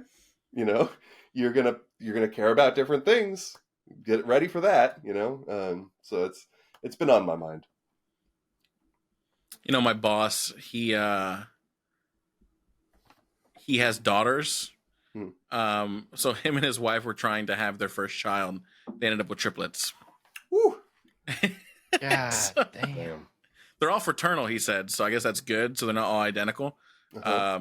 But yeah, just first time trying, and they had triplets, and they're like, apparently it's genetic. Apparently, if you are a multiple birth, you're more likely to have a multiple birth. Yeah. I didn't know that. They wanted to have 3 kids. Well, and they got all 3 kids. Yeah, that's something I like. I feel like when I was like younger and thinking about, having a family or whatever, I was always like, that seems really efficient, like just, and like then they have their own playmates, so like having that would be great. And then now that I've had 1 kid, I'm just like, oh my God, doing 2x that as your like first experience into parenting, like, oh my God, you're so fucked, dude. Like, you have no idea. Yeah. Oh man, that would be crazy to think about. Because like when you have 1 kid, right? That's your first time go around. You're trying to do the best that you can with that first kid. Second kid comes around, you kind of know what you're doing. Right. You try something different. Third kid comes around, and it's like, oh, how my parents were like, oh, we already knew what to do since you came along, so we knew what worked, what didn't, and we just kind of let you do what your own. And also, we had 2 little minions to do our work for us too, so it was way easier. I'm a middle child, and I remember plenty of times being responsible. Actually, it's like, no, I'm not going to go into that. Okay. All right. I like there was one time I thought my parents lost my little brother, and I like there was so much responsibility as a middle or as a child that wasn't the youngest. We were given this responsibility of like, you're in charge of your little brother, enough times that I internalized it. And then one day I just assumed my parents had completely lost track of them. And because I couldn't find my little brother, I just assumed he was totally gone, because there's no way they know. They're hoping that I know. I'm assuming you found him, right? Yeah. Okay. He was fine. I don't even remember. That's the story. He's just been gone. It's an ongoing, like, Yeah. 30 Do you mind if I share a picture? investigation. Missing. He's like, here's the milk carton. Help. Oh, No, man. he's doing good. That's good. So you were talking about like when you were younger, like what you kind of like, oh, it's efficient, you know, having that many kids and things like that. Yeah, sure. You guys can keep talking. When you were younger, like, did you have like an image of what like your dream house, like the family, the pet, you know, car, Mhm. whatever? Mm-hmm. Like, did you have like that image, and like how close or far off are you from it? To be perfectly honest, I'm like a really crap planner. I don't have strong like visions. I just never. I'm a kind of a go with the punches kind of guy. I did. So I imagined having a family. That so much is true. But what it would look like, not, the specifics are fuzzy. And yeah, I feel like there's some people that have like really strong ideation about what they want particular life moments to look like. Like I think the classic example is like a girl in their wedding day. And that's just not something I really related to ever. I'm the kind of person that like my university degree was kind of just how I was feeling that day, because I couldn't really see myself working. I just like, what am I going to do? I don't know. And like, I don't have a lot of regrets about that. Or I mean, it doesn't really bother me that I never really had like a strong vision for myself in a highly specific way. Because you just end up kind of surprising yourself with how things go. I guess that's the long-winded way of saying, if you have no expectations, you exceed them always, and you are always patting yourself on the back. Good job, me. This is great. Okay. Yeah. So, yeah, not a lot. Yeah, growing up, that's I always great. had that American dream, Mm-hmm. the house, Yeah. the white picket fence, golden retriever kind of thing, and haven't had a golden retriever yet. No. I can buy a white picket fence, but I won't have a house. So it's like, I can relate to the idea of American dream. I feel like owning versus renting is a big part of that. It hits different. Having kids is definitely part of it, in a classical sense, and doing that. So I feel lucky and very happy that all my pieces kind of came together in a kind of nice way. I'm grateful. good. I'm happy for you. Yeah. Happy for you. Yeah, there's a part of me, I think back to when I was like in high school, and I feel like, a lot of people feel that way in high school, where you're kind of like, I'm not normal, and so I'm not going to have a normal life. I'm weird in all these ways. I only care about these weird things, blah, blah, blah, blah, blah. And I felt that way. I might seem like a kind of very regular, boring American type here in my 30s, but at the time, I like, you know, it was very easy to kind of isolate and be hypercritical of my eccentricities. And in that way, I feel like a bit of a success story. You know, like you can you can struggle with the way you feel about yourself, and the kind of environment that you're in, and all these things that like seem insurmountable at times, and you can end up with a very normcore life that maybe you wanted all along. I don't know. Okay. Yeah. No. That's a good answer. I like it. Okay. Well, what was your first time like, Rvaen? Just kidding. It got kind of awkward there, and like just had to break that ice there. No, but I guess last question, and then you guys can ask your questions. I feel like I've taken a lot of your time and questioning Rvaen here. What's your biggest fear? Like now that you've had a kid, like has your fears changed? Mm-hmm. Absolutely, yeah. My nightmares used to be about missing transfers for planes, like missing my flight. That was like the thing I genuinely would have nightmares about. And then I had a kid and that changed. Now I have nightmares about, you know, her disappearing out of my arms and then appearing on a ledge, you know, and like, ah! Yeah. Yeah. When I was growing up, or maybe not when I was growing up, but when I was a young adult, I guess is what I'll say. My greatest fear was that I'd live and die and never leave a mark on the world. I really felt like everyone has a gift to give, and only some people are lucky enough to get into a situation where they can use their gift and make a big difference.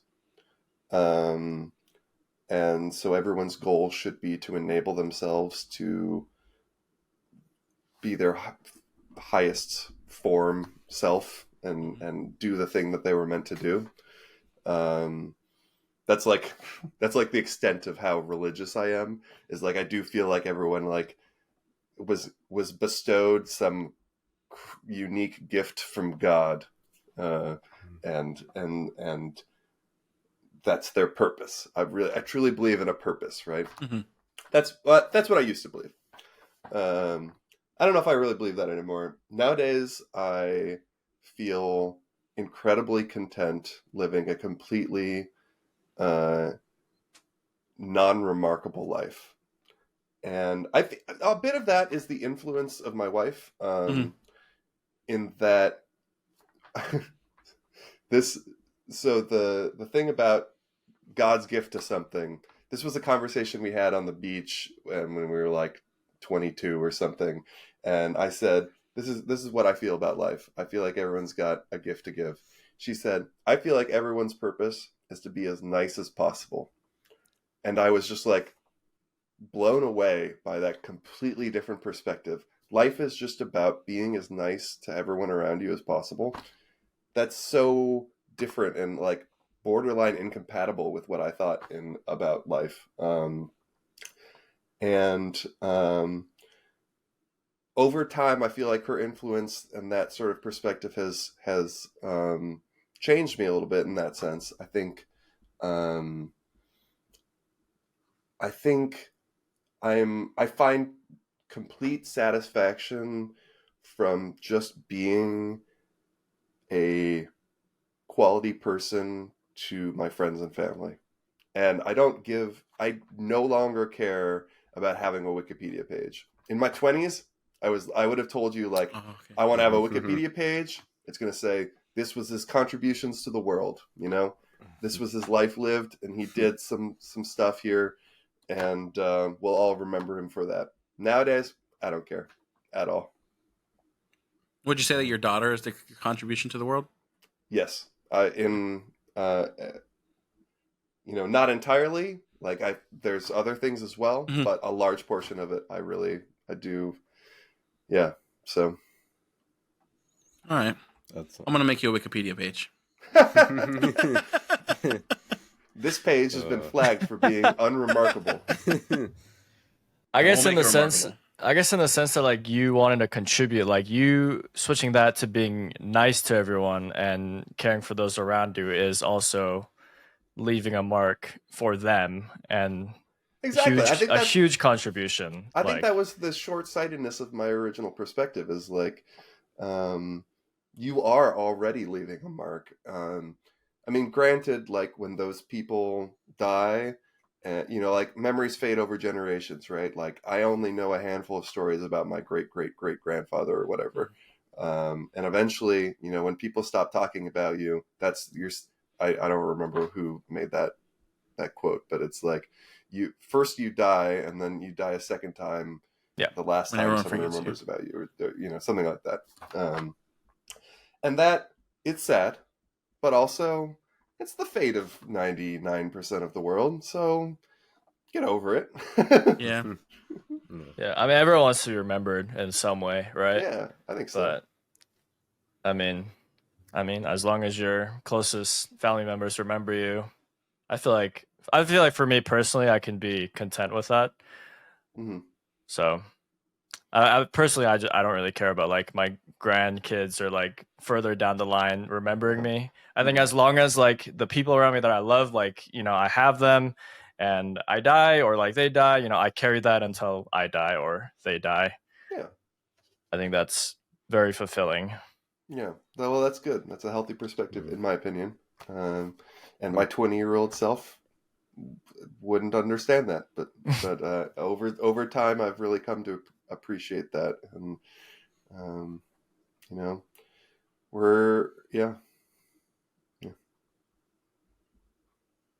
What about you two? Fears. What? Like your biggest fear? Like, yeah.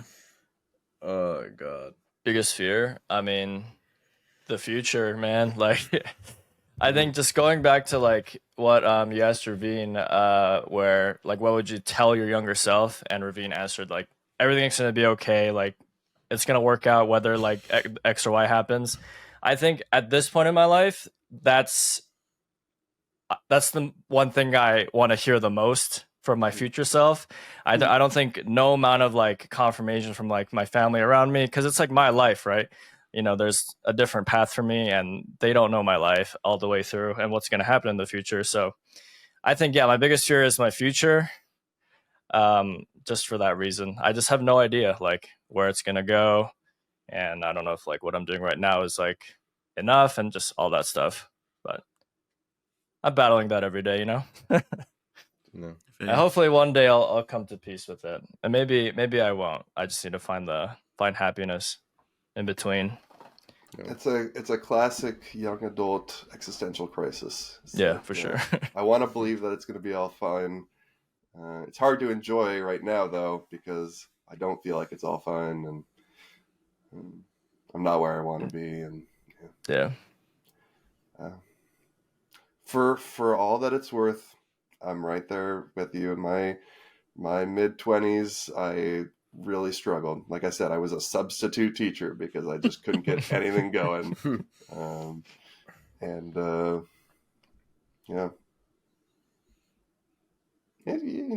Rough patches. No. They're learning experiences, and they'll also kind of show you what you're made of. When push comes to shove, what are the things that are important? And I think you learn a lot from adversity. Yeah, I think that's also just the enjoyment in life, right? Because if you know that everything's gonna be fine, it's like, damn, like I feel like then that also kind of just becomes boring. Like, oh, like it's just all gonna work out and be completely fine. But I mean, no one wants adversity, but I feel like you kind of need that to just, I guess you said like grow, but also like it doesn't make your life boring. You know, it has enrichment, even though it's not. It can be, you know, really bad. It can be unpleasant at times. Yeah. Looking back on it, it's a story. You know, No, exactly. Like something that you tell to somebody else, and it's just like you have a good laugh. Yeah. Maybe it won't be okay.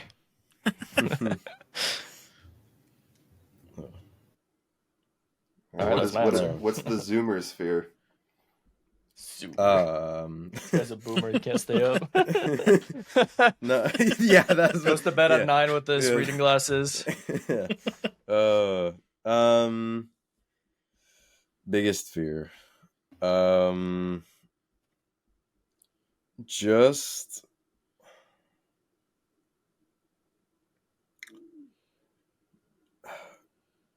being a burden, I guess, to others.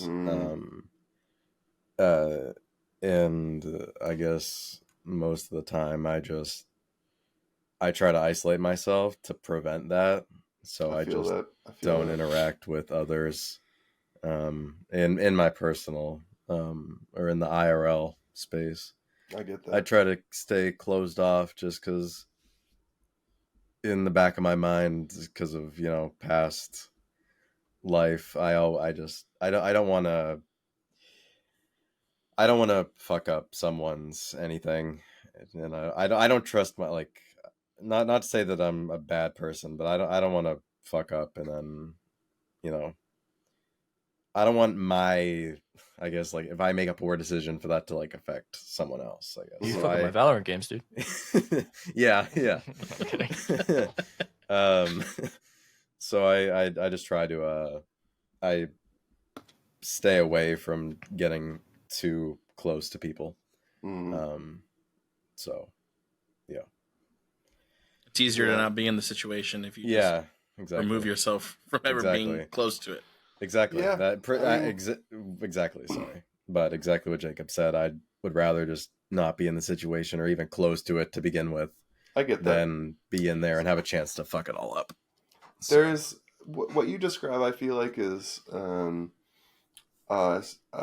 something that I relate to as well, which is kind of a lack of self-confidence. To be put really plainly, it's just like I'm capable of you know, the situations I put myself in. I'm not going to be a burden. I'm just another person. But I definitely understand it. It takes some time to achieve an innate comfort with who you are, you know, just, and honestly, what I feel about that is like, it really takes practice. You have to like know your boundaries. You have to know your preferences. You have to know these things. And then you have to practice expressing them in your life. Like, I was thinking about this, like one thing I don't like is being I have claustrophobic tendencies. I would never want to do an escape room. That's not something I want to do. Mm-hmm. And I feel like if I was a younger person, I might feel a peer pressure to like, oh, we're all going to do an escape room. Like it's an escape room birthday party or something. And I'd be like, I'll do that because I want to do the social event. And then I would find myself completely in agony for like multiple hours as I'm like, this is all of my triggers basically. Right. Mm-hmm. And I think when you reach a certain maturity and age, you are just way more comfortable putting your foot down and being like, no, I'm not interested in that. I'll meet you guys after, you know? No. So I think that's something that really comes with time, but can be expedited by being mindful about practicing it, those things. You know, the things that you certainly know about yourself, and just say, you know, this is like a self-care choice, you know, and I'm going to avoid this particular situation, or you know, whatever the case may be. So that's my 2 cents about that. Yeah, that was. So yeah, that's just my you know thing. Yeah, for sure, I get it. Yeah, I think it's completely normal. Yeah. Yeah. I went through that shit too. I was like, damn, I gotta get out of here. Yeah. But yeah. All hopefully time will time helps with that. I think as you get older, like you'll realize that like you being in other people's lives and being more part of it, like it'll enrich your life as well because they'll open up about themselves that you've never seen. So That's a good point. Yeah. and like no amount of words here is gonna change it immediately, obviously, but No, I mean just take it with a grain of salt. no, Just this just is thoughts all about. Just live. no. And also, too, you got to know if there's somebody that doesn't want you in their life, they're most likely going to tell you or they're going to show you signs of it. So you shouldn't automatically remove yourself from a situation. Oh, for sure. There's a possibility that it might happen. For sure. That's big. Just the what ifs are always, for everybody. I think can relate to just the what ifs are always usually worse than what actually happens. Yeah. Oh yeah. Our minds race for sure. Yeah. All right, Jacob. What are your fears? The final boss. So if you've seen the movie The Replacements, it's kind of the same thing. Like of that, it's the fear of drowning. Like I've had the fear of drowning, like in water, obviously, but like just a fear of just drowning. Just situation. Like you get yourself in a situation and you can't just like find yourself a way out of it, and like you kind of keep just sinking and sinking and sinking. Yeah, it's just kind of claustrophobia a little bit, right? Yeah.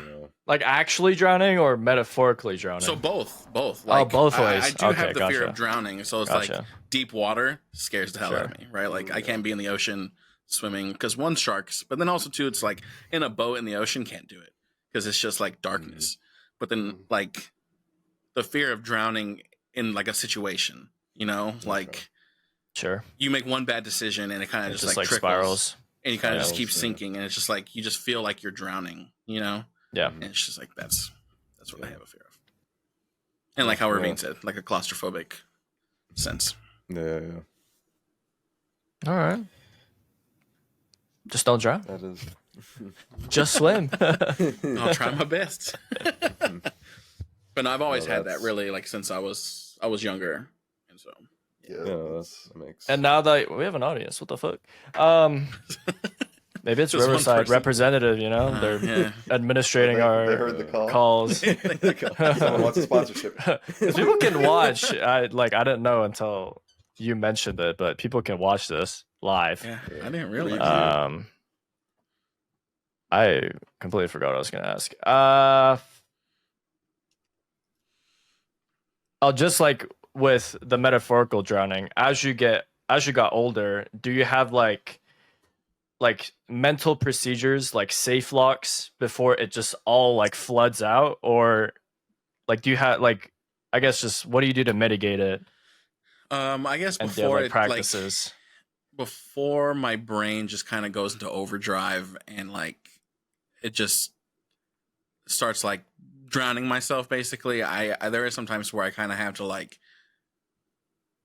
Not physically take a step back, but take a step back, take a deep breath, and then just close my eyes and just like let there just be darkness, And so that way I can kind of just reassess and then just kind of take a deep breath and then just like go for it. Like everything's going to be okay in the end. Like that's the thing.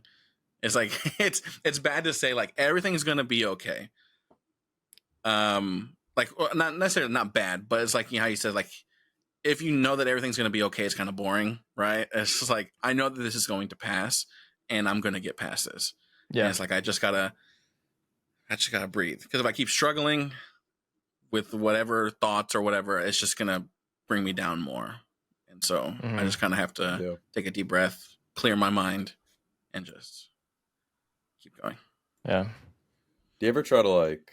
And when you're in that spot, just do you ever try to just go to like a different place in your head, kind of just like think about? I know you say like you try to just like darkness, just try to like clear your mind entirely. But do you ever like go to like a different place, like someone you enjoy or whatever? Yeah. I mean, there's times where it's like when I like, I close my eyes, I take a deep breath, and I kind of just like clear my head. I do somewhat like daydream of like. A nostalgic event that happened to me, you know what I mean? And just kind of like at least feel some endorphins that come through and then just kind of like, you know what, it's going to be okay. And I can keep going. You got a happy place? Is that what you're saying? Yeah, pretty much. Kind of, yeah. Okay, I have a question. Maybe it's the last question for just life. But for everyone, so when you guys come across conflict, whether it's with your friends, family, or it's just a mental turmoil for the time being, do you guys like to kind of seek like the solution for it immediately, or do you kind of sit on it and let it like stew out, and then eventually you get to it over time with a lot of it affecting you over time? Yeah, I'll take that. It's a very interesting question, and I wonder what inspired it. But my opinion is that maybe it's just because I'm a slow thinker. I could never be like a diss rapper, you know. I could never come up with insults on the fly. But I like to manipulate an argument for a while, for like an hour, and then I'll come up with like, this is how I feel about where we are in the argument, and then like exchange will happen, or maybe not, and then an hour later, and then we'll revisit and like, I like to really go Cook. over that process. Yeah, I really like to cook. But on the other hand, I don't know what else so funny. Sorry. on the other hand, I am not afraid of conflict, and I feel like it's way worse to just kind of harbor resentment than it is to air grievances. So I'd rather like when like an argument is brewing, I'd rather, and like even if it's like something stupid like a political difference, you know, I'll be the first person to be like, hey, you, explain what you meant by that, you know. Yeah. Let's get into it, like, because I know that person over there just rolled their eyes, like, like, you know, we're gonna hash this out a little bit. Yeah, so I like to get into it, but I also know that, you know, for important things, it's important to have some time removed from the initial incident, if there was an initial incident, but also just like to kind of like stew on all the pieces and put it all together in a meaningful way. That's a good answer. No. Jacob?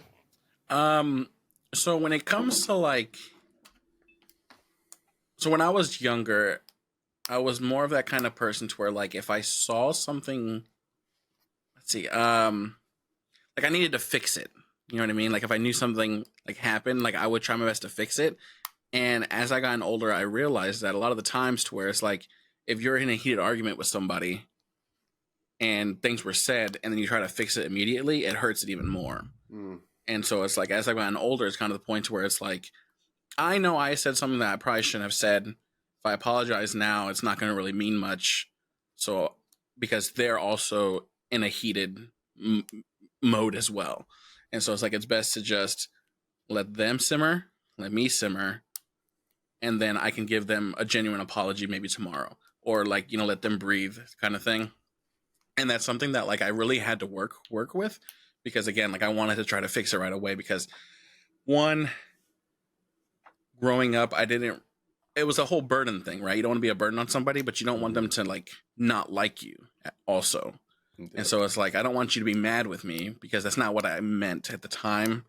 And it's like, I do get emotional and then I might have said something that came out, but I do try to fix it right away. And I realize that's not always the right thing. So as I've gotten older, I've taken time to kind of like let it cool.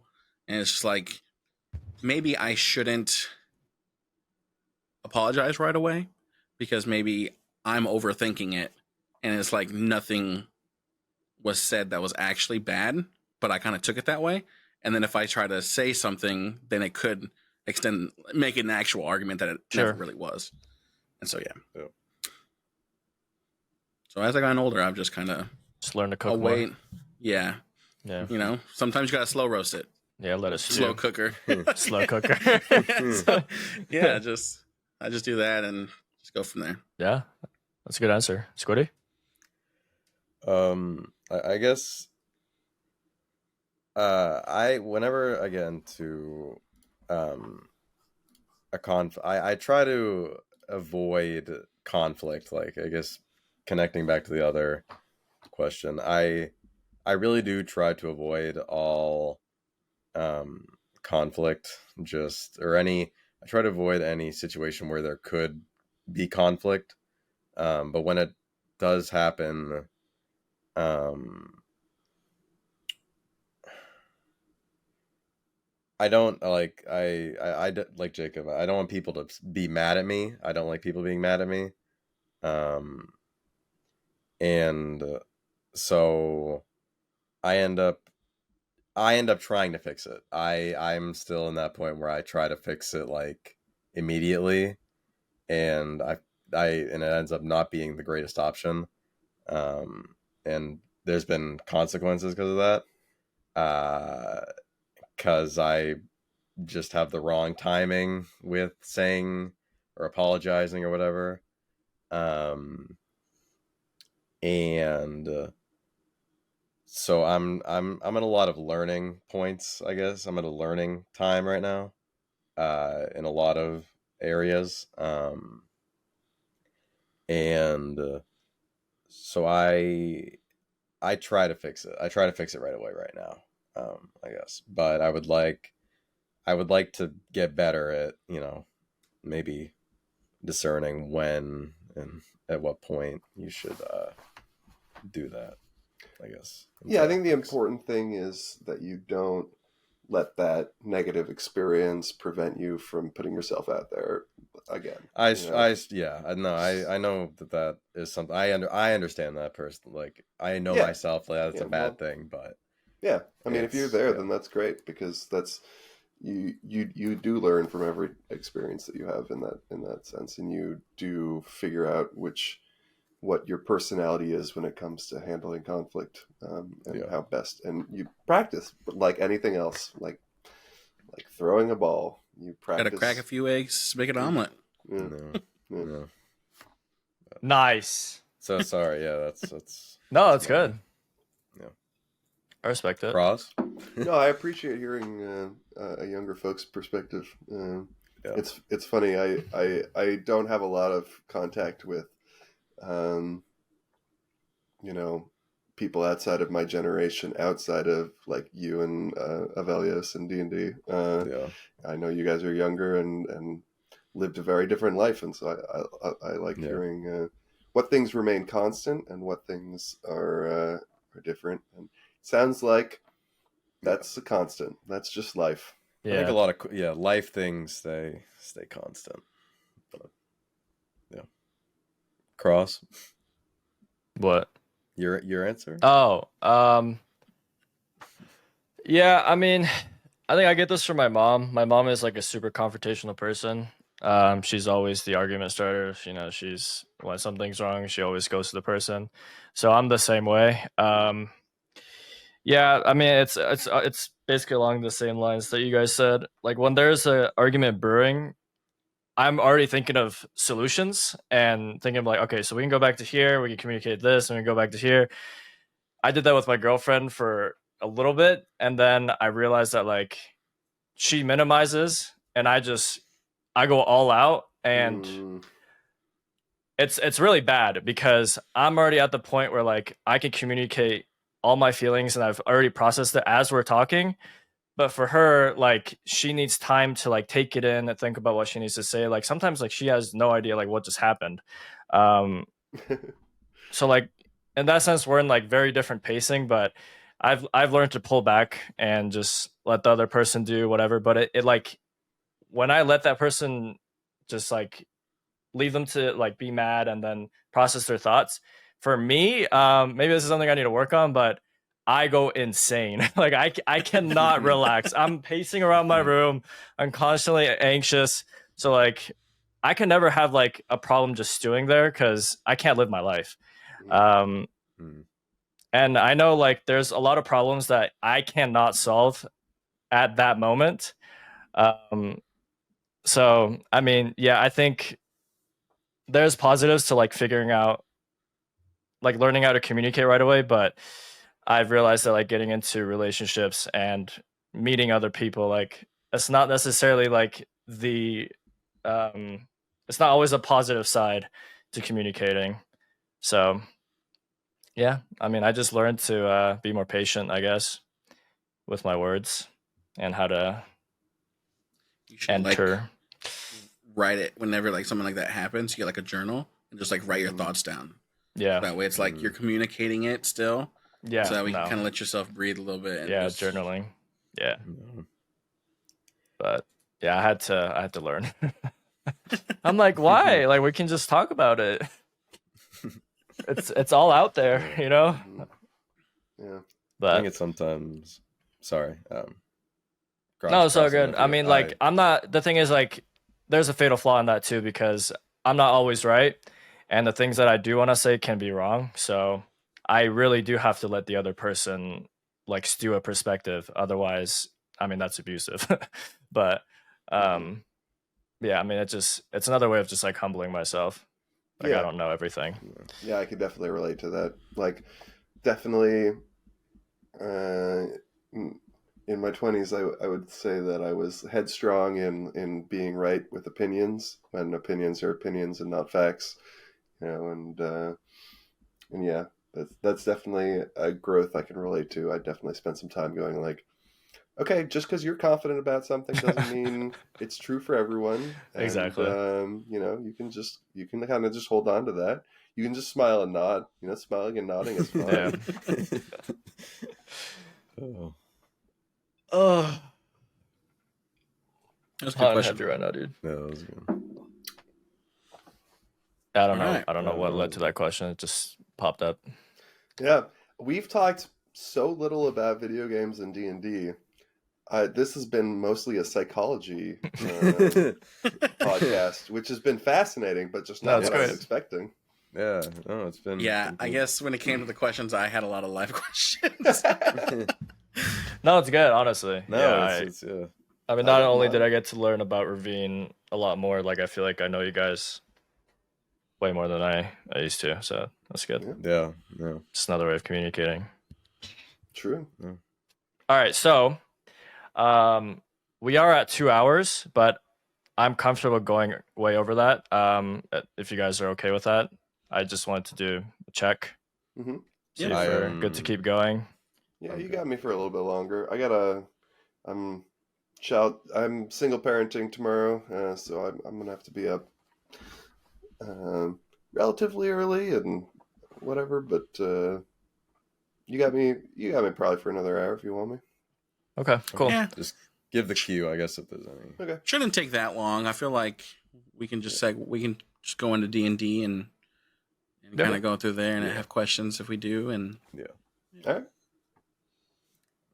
Take it away. D&D. What's up? What's up? This is Squiddy's child with this podcast. Oh, yeah. Okay. It was mine. I let him adopt it was it. Jacob's. No, yeah, it was Jacob's. This is borrowed knowledge. Literally. This is the segment. Didn't know borrowed knowledge is actually a spell in D&D. And so yeah, that's the name of our D&D segment here. And Squiddy is the one that does take control of it now.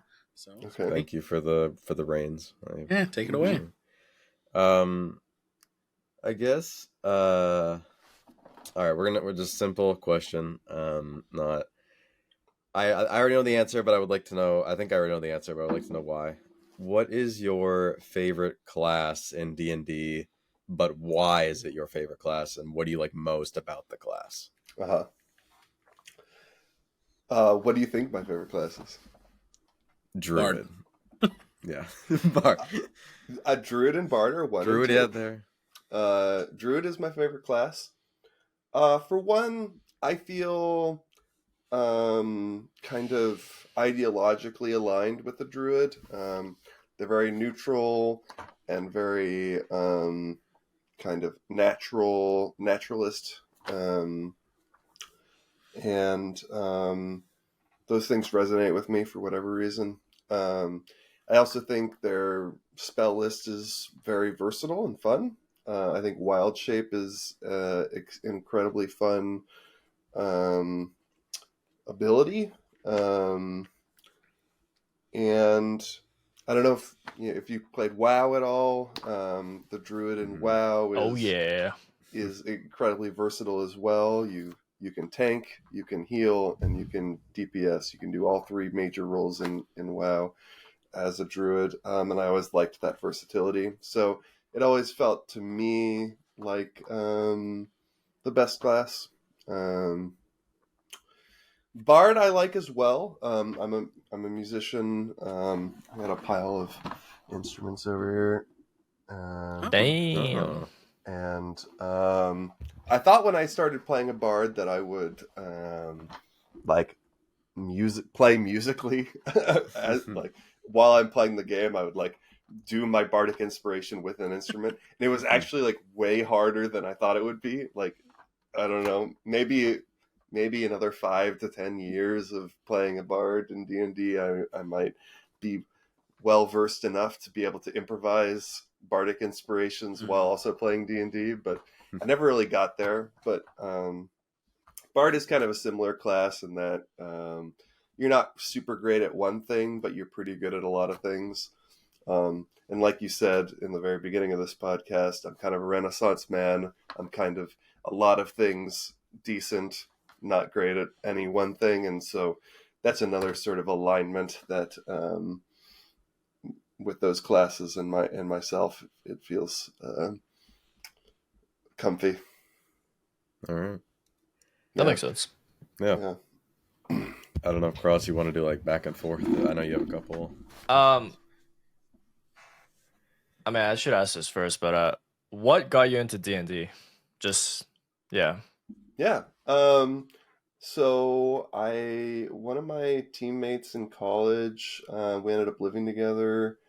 We both kind of liked games a lot. When we would take buses to tournaments, we would like, first we started playing Yahtzee, and then we started playing Dominion, like on the bus. I don't know if you know Dominion, but it's a card game.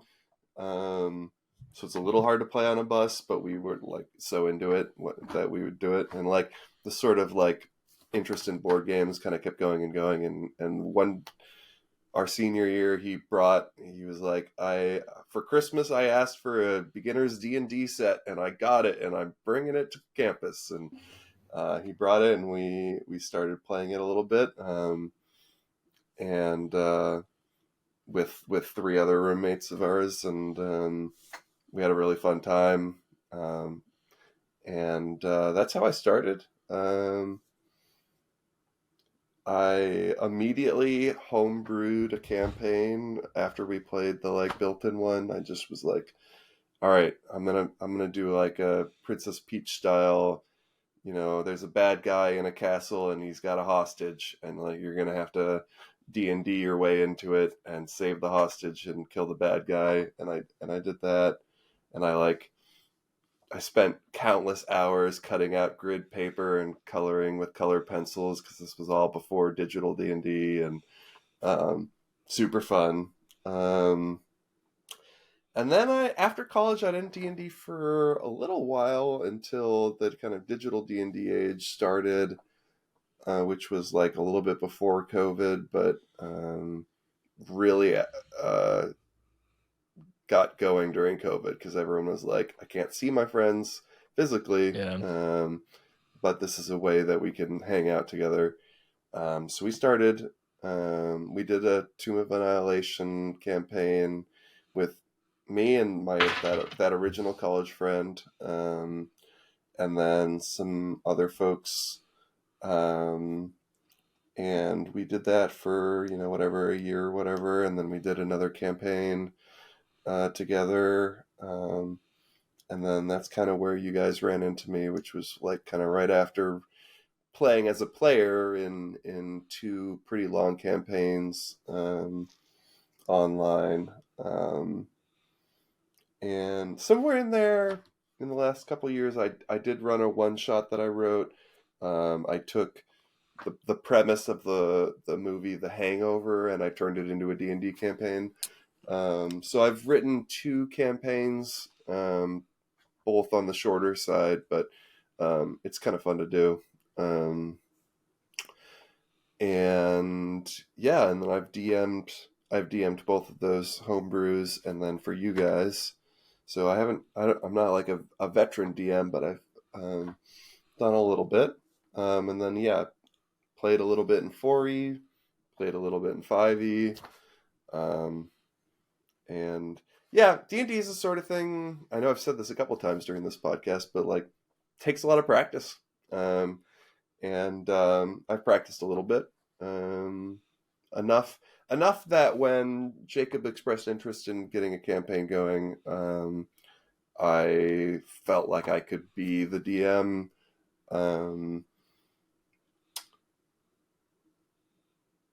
Even if I wasn't comfortable, even if I wasn't confident that I would be a great DM, I felt like I could serve the role, right? Mm-hmm. And frankly, a bunch of beginners wouldn't know the difference. But I schooled these little guys. I actually one of my questions kind of similar to that. For DMing new players, was there any added pressure or was there any less pressure DMing compared to those other one shots? Yeah. I'll say that DMing experienced players is a little easier because they already know some of the rules and they've got them in their head, and so you don't, in their classes too. When you're DMing new players, like, you end up learning their classes alongside them, basically. Like, I didn't remember half the things about warlocks, and then I worked with Cross on his character, and I'm like, oh, you don't have cantrips, so but you have pact magic. Okay, got it. That's what a warlock is, right? Whereas if I was DMing for experienced players, like, they know their shit. They're not asking me questions, and I don't need to know the intricacies of their characters. So it's a little easier with more experienced players in that sense, in the kind of rules sense. It's a little more intimidating as well, I find, because since this is your first kind of foray into the game, I'm creating a first impression for the game for you, right? And I want it to go well. I want you to have fun, and I also want you to get a strong sense of what it's like to play D&D. And so if my brand of D&D, what I impose on the game, is dissimilar to what you'll play in the future, then you might have a different feeling about D&D now than you would in a separate game played by run by a different DM, right? So I want something that conforms to a standard experience, so that you don't go in, like, if you really liked what I was doing as a DM, but it's different enough that if you signed up to do another campaign with a different DM and you don't like it because it's not my DMing, I don't want that. I also don't want you to be like, this is not that fun, and and it's because I'm not doing a very good job as a DM, and then you go and you play somewhere else and you're like, oh, this is what a good DM is like. So I'm trying to thread the needle in terms of being a typical DM, not in a derogatory way, like, unexceptional, but in a sense that, like, I'm standard. The service that you get from this Whataburger is the same as the service you'll get from another Whataburger. Yeah.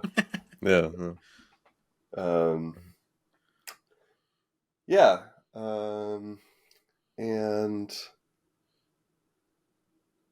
I don't know. I feel like I had a thought somewhere along there, but I forgot. So never mind. Yeah, I mean, for what it's worth, I think, you've been a great DM for us.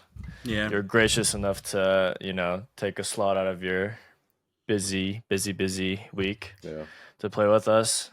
And I think it's fun on my end too. I mean, I think a lot of the value also just comes from, like, just hanging out as friends, right? Whether you're a good DM or bad DM, I think that's where it kind of gets mended, because, I mean, we've all been friends for a different amount of time, but we all kind of come together Yeah, just know, like, if you weren't good, we wouldn't have made it this far. Just know that. Just... You know, that's a good point. Like, Yeah. you know, over a year now. Fort or Vengeance, Camp Vengeance, you'd have just been like, you know, actually, I think we all just go run into the zombie horde. Yeah. And that's good. Along with Elden Lord. Okay, that's fair. We never leave Portney and Zara. We just stay partying there the Like, entire this is We're the actually whole campaign. We're just gonna gamble on dino races all day. We become rich, and that's the other. There's a group that's probably done that. Just Probably somewhere. a whole 2 years of dino gambling. We can play the campaign now. They're actually just addicts, gambling addicts. Everyone who was dying dies. Have a new source. And Everyone. It's in a different world. who cares about the curse? They're all dead. Let's bet on dinosaurs. There's probably some other group out there trying to find it. I wonder if someone's played it that way. Towards like they've just stayed in Portney and Zaru, and there's another group of 100%. adventurers, and it's like a dice roll. If they complete like the quest. Dragon Bay and Yeah. Artist Dice Roll, but if they save the world, They save That the would- world, yeah, that'd and be they cool. just- You're not You're the main into character. No, you're just an NPC in Portney and Zaru. I like that. You're just living your life there. Oh my god. Just doing all those side quests in just a Portney Yeah. and Zaru. life simulator. That'd be pretty cool. Yeah, I guess just in the I mean, you've played so much D&D. I guess just in the history of you playing D&D, has there been like a genuine moment of like conflict where one party got heated with another party? Maybe you got heated. Friendships like kind of. There was, when I saw this question on your cheat sheet that you sent me, I was like, I know exactly what moment I'm thinking of. And I went through my archives of Twitch streams and I found the session and I pulled up the quote. So the context is, we had a warlock who was, the player behind the warlock was very good at his role playing. That was his strength. Details and combat impact, not as much, but role playing, great.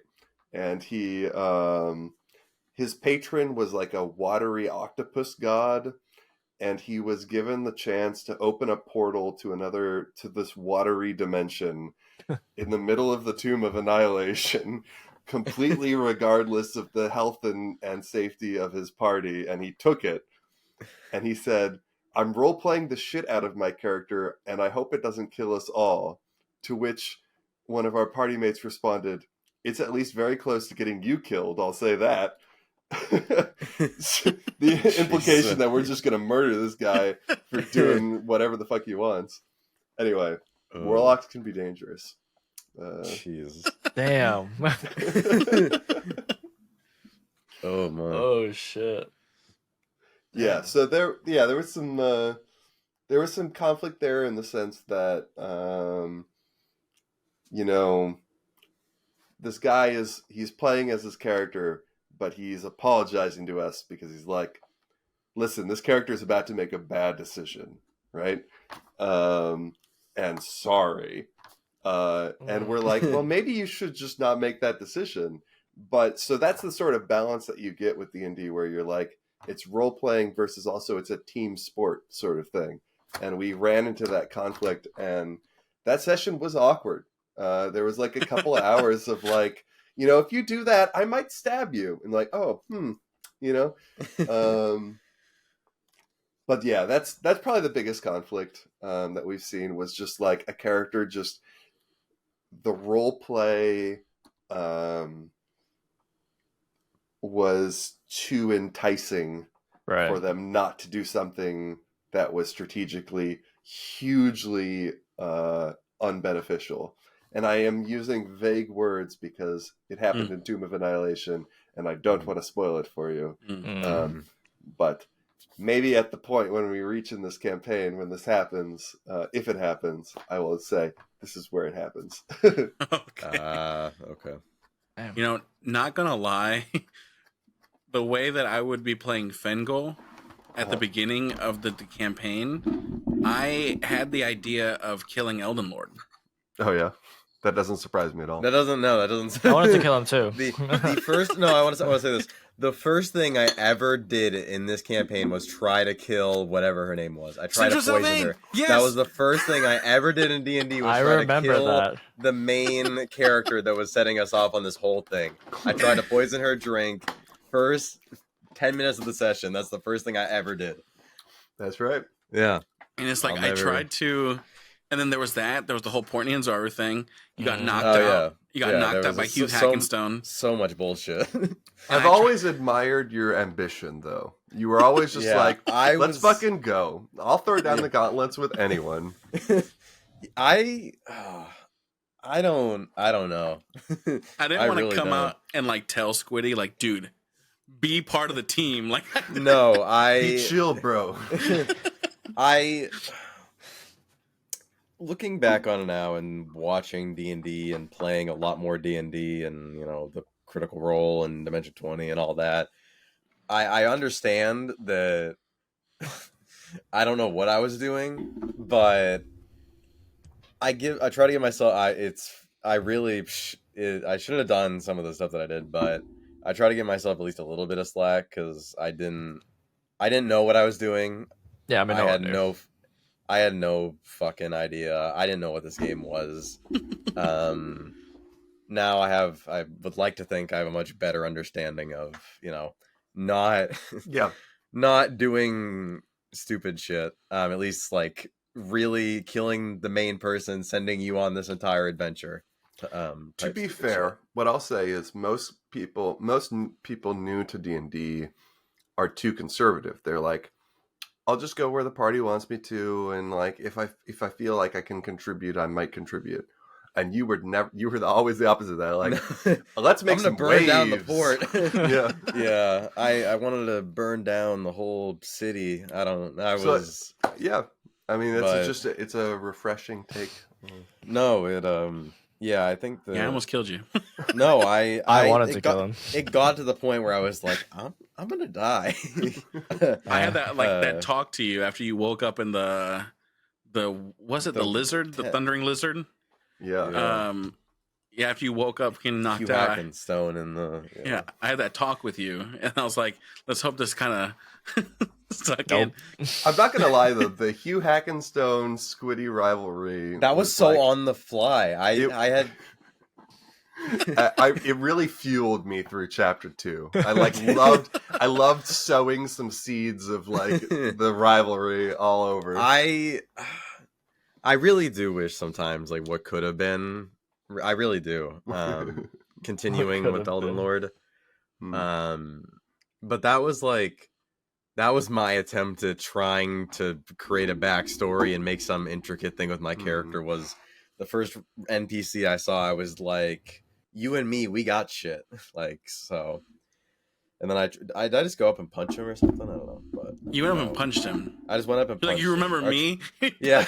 I punched him, yeah. Yeah, you were guys at the you were at the pit where convicts can run through a dinosaur pit. Oh, that was the second time. Yeah, the first time was outside the bar at the Thundering Lizard. Bar and, Yeah. The second time, he was just minding his own business, and you walked up to him. Yeah. And then fought, and then he put you on your ass because you were level 1 or maybe 2, and he was level 5. Oh my God. I tried to kick him into the pit. I tried to help Squiddy out and kick him into the pit. No, my character was not that good. You had you were big for your britches at the time, but I was big. You've grown into your britches now. So but no, I definitely. My wants were definitely not where I couldn't do anything I wanted to. I was not that strong. It's crazy to think about it though. Like you went from that character to wielding the Holy Avenger. No, to now being actual glow up. the Grung killer or whatever. But just man. I took a strong liking to being strong. In this game. Especially like, I don't know. Sorry, I completely took this off. Whatever. No, it's okay. No, I came in with, now I can do some of the stuff that I want to. I guess now I have the means. Now you're to do cooking. it. Yeah, but, You sir are cooking. yeah. So, but no, sorry. So that's okay. I guess memories. just before we get to your question, Squiddy, just question for the Yeah, no, you're good. question for everyone. Just expanding on what I asked before. Within our campaign, do you guys have a point of maybe conflict, or where you felt like internally you were kind of like maybe mad or frustrated, angry, heated?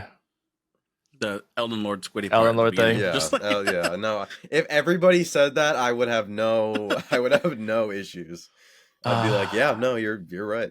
Because I think everything else besides that, at least me trying to play as Fengel or trying to role play, because I know like I'm not great at it, but Right. I felt like a lot of the times I kind of keep it within character.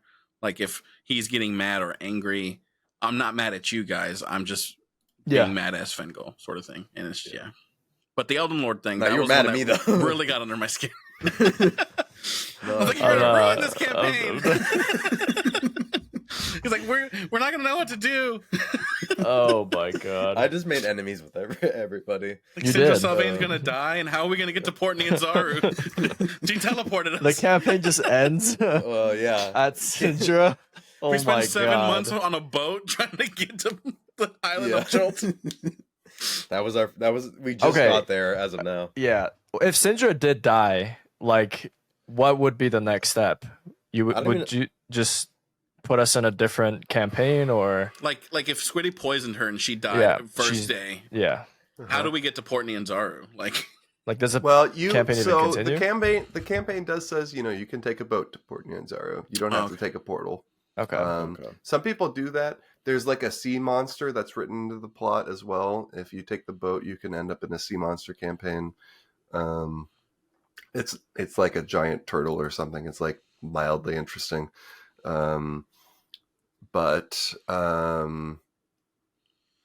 Yeah, I mean, you can do it. What I would probably do, and what I do often, you may or may not realize, is like when I am kind of against the ropes in terms of like, well, this was unexpected, I will say, we should probably end here, and then I get 7 days to think about what I'm going to do next. Yeah. We're 15 minutes in. We should end here. Yeah. I wasn't ready for this. I'm not ready. I don't have material. Yeah, I have no. Oh my god. I had a whole tour planned. Sometimes that's the hidden delight of DMing is like sometimes you're like, oh, I'm sure they're gonna do this, and you like set something up, and you're like, you spend an hour on preparing an encounter in a volcanic city, and then they just nope out of the volcanic city, and you're just like, all right, yeah, word. Hey, you were shooting volcanic rock. We did get at volcanic me. rock shot at us. I was whipping the bow.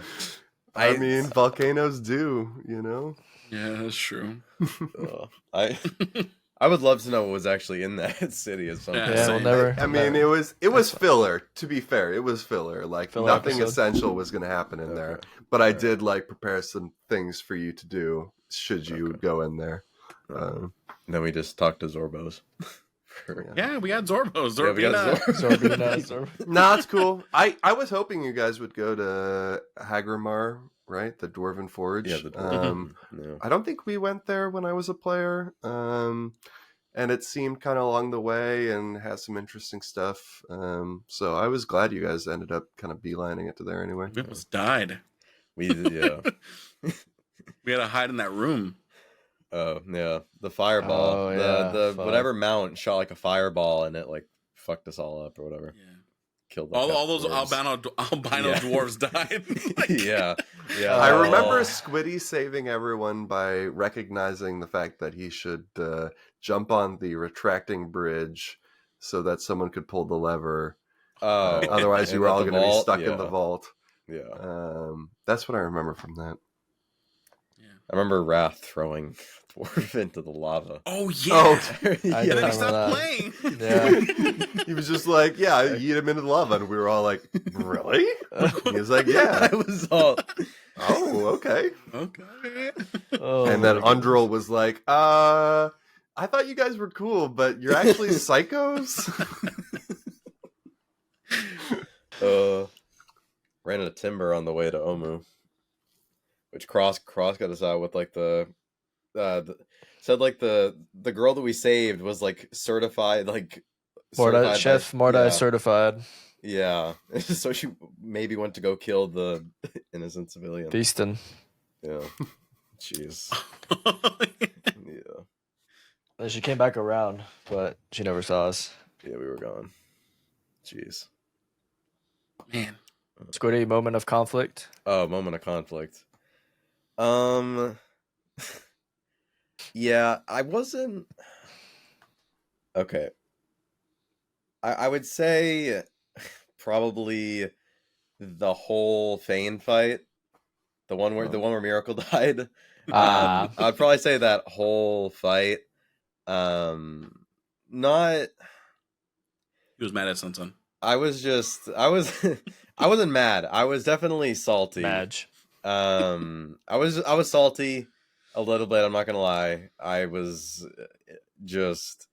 I felt like it was just a situation that could have been avoided, but it's all water under the bridge. It's whatever. I have the Holy Avenger now, so you know the silver linings. Yeah, so you went I'll take from it. Way's longbow to the Holy Avenger. The Holy Upgrade.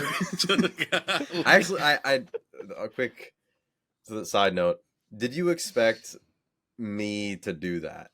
No, I was totally caught off guard, and I genuinely, I still actually have regrets. I'm like, I don't think Dragonbait would have accepted that duel at that very moment. I don't think that was the right timing. I remember he had artists say like, yo, like, is now really when you want to do that? But I think you must have rolled a high persuasion or something that was like, okay, fine, we'll do this. Do you think I got my ass kicked?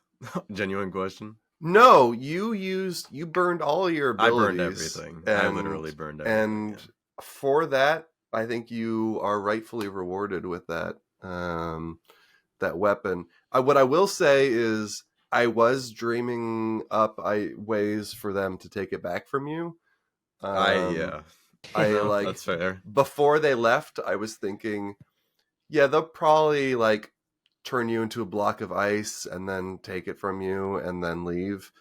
But on the other hand, I don't know. It's I think it was a bold choice, and you should be rewarded boldly. I think they wouldn't give me the stats for that weapon if it wasn't intended to be used by a player character at some point, you know? Yeah. And yeah, I don't know. I was just curious what your thoughts were about that random whatever. Yeah, no, I have lots and lots of thoughts. That's probably the thing I think about the most. Is this campaign now entirely broken because I gave Squiddy the +3 Holy Avenger? Maybe. Yeah, I mean, if needed, if it ever feels like it's too, cranked up. It already happened. I know it already happened, but it's. I mean, me and you do like the same amount of damage when we attack. That's true. That is true. Yeah. I think I'm not worried. I know what's in the tomb. I know how this shit's gonna go down. Yeah. Holy Avenger ain't gonna help you. Okay. Nah. Helps a little bit. It's gonna help a little bit, and then it might not help at all. I feel like the Holy Avenger would have been nice to have during our forest trek, the jungle trek. The jungle. Absolutely. Would have been. Yeah. I feel like if that was the case, we would have. If we had the Holy Avenger during that time, probably would have killed a lot of those zombie beings that we went through, like the giants and the bears. That radiant damage is Trey beyond. Yeah, and I have to say I rolled for a Dragonbait and Artist encounter every day you were crawling through that jungle, and it just never happened. One thing, so when I set out I don't know if I may have told you this or I may not have, but my strategy for this campaign was I'm going to do everything exactly by the book, and I'm going to use exactly true random for everything. I'm not going to say it would be more fun if this happened here. I'm going to insert this, which is honestly, truly DMing is a little bit of like, when should I break the rules? When should I insert something based on the pace of the session? Like, they haven't had a combat yet, let's give them a combat. Or they've had too many combats, all right, let's slow it down. Let's give them some talking, like you're kind of directing a movie in real time. So I chose actively to not do that. I was like, I'm going to just let the dice decide every time. And I don't have too many regrets about that. But I do kind of wish you guys ran into Artis and Dragonbait earlier. My DM put them in Camp Vengeance or Camp whatever, like very early. We busted them out of jail. They traveled with us for a while. It was cool. And then there's some other things. There's like a couple signature events in the campaign that like didn't happen for you, and it was just because the dice never rolled in that favor. But there's like a very big fight in chapter 2 where you fight a zombie T-Rex, and you just never fought a zombie T-Rex. It just didn't happen for you. But you could have, and I just didn't, because I was kind of sticking to true random. But overall, I think it's gone, your decision making plus whatever I've rolled has resulted in a campaign that I feel comfortable endorsing. There's nothing that I really feel strongly should have went a different way. Like, yes, Artis and Simber, meeting them earlier could have been more interesting than meeting them so late in the campaign. But generally, I feel like it's gone pretty smoothly. I think meeting them later on was probably good for us. Yeah. Only given the fact that it's like, if we would have met them like earlier, like in the hex crawl, I feel like we weren't comfortable enough playing D&D or even role playing to really like engage with them. And so it would be a lot of like Undril, where we've had Undril this whole time, but we've never talked to her. And it's like, I wanted to do this whole like relationship thing with Fengol and Undril, but it's like, I kind of put that to the wayside after Miracle died, because like the way that I wanted his character to go was like, he became a paladin. Well, one, he was a fighter with the Order, right? And that's fine. And then like his love for Undril kind of led him towards that paladin light. And then I was assuming at some point she was going to die. And then that would turn his rage into something, and like that would drive him to where like he will travel after we finish this quest. Like he'll travel to bring her back. Like he'll find a way. He'll scour the 9 hells and try to wherever she's at, and like he would go fight her barbarian at that point, after she died. And then Miracle died, so I was like, well, Undril's not. At every turn, I feel like that Undril either was going to die or she was going to leave us. I rolled good, like persuasion or something. And it's like, fine. And so it's like Miracle died, and I was like, oh, I can now make him a barbarian and like change up Fengol. Do all that stuff. So I was so close to killing her off once. I don't remember exactly the circumstance, but I was like, oh yeah, here we go. This is it. It was in the Pirates, the 10 Swords. Maybe, was that place? I don't remember. It was either Pirates or Hagermar, maybe. I was just like so confident that she was done for, and then I like rolled death saving throws instead of just killing her outright or something. I don't know. Anyway. Oh, it was probably the pirate cave, because she was dying in the back, like the back corner, and you rolled, and I think like she had like 2 death saves, and I ran and I lay on hands to her.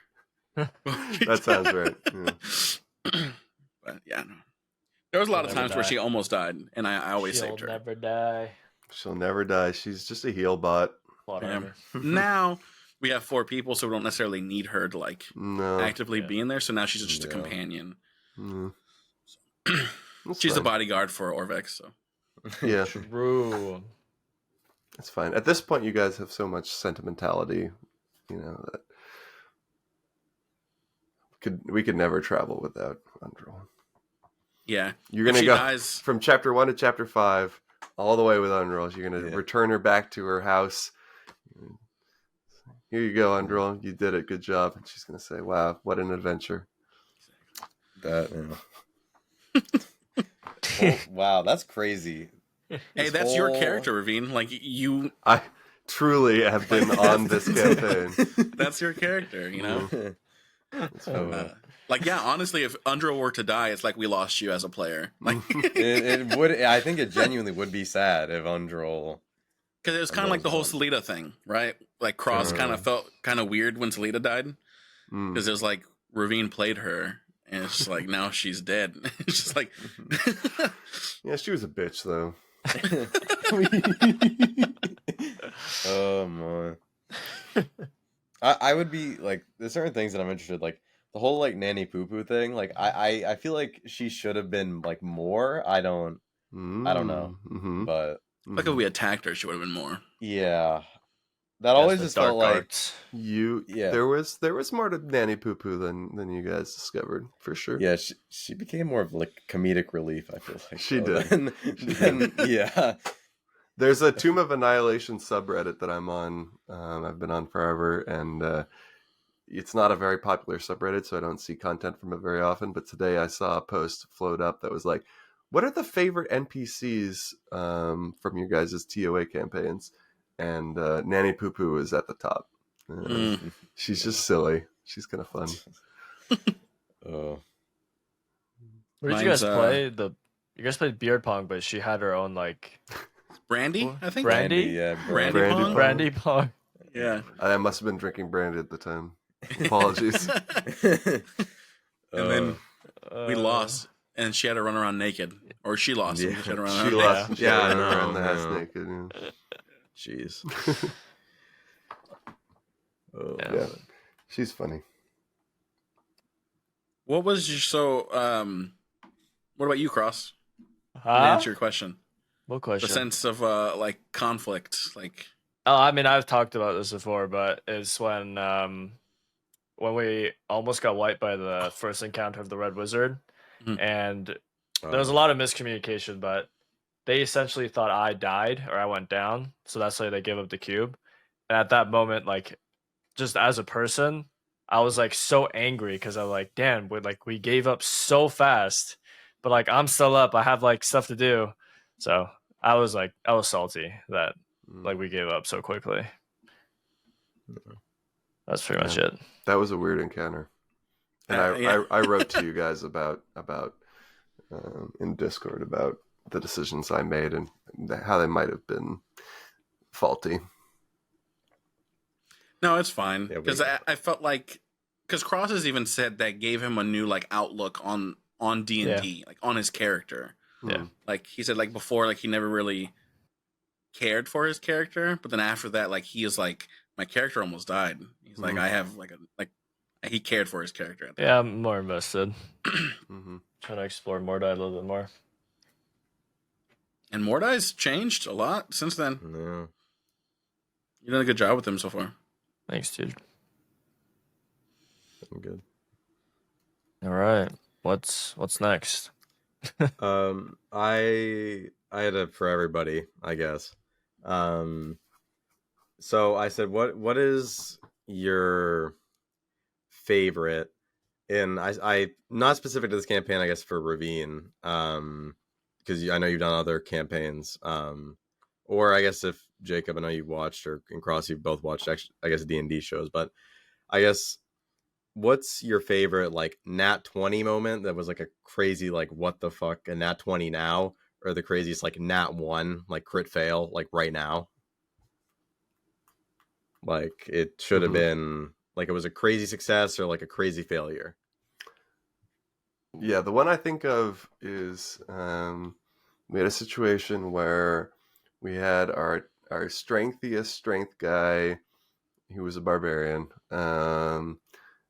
doing a strength task, and he was doing it with advantage, and he crit failed both of the rolls, and the DM was just like, well, you were so strong that you broke it in half, basically. Dang. Oh my. Jeez. Damn. Man. I do have one. It's not from this campaign. I've only watched one campaign outside of ours. It's called Sword AF, and it's by Smosh. I don't know if you know Rvaen, but they're like a skit group, comedic skit group. They're pretty big on YouTube, but they made a campaign. And they're not amateurs, but it's something new they've done content wise.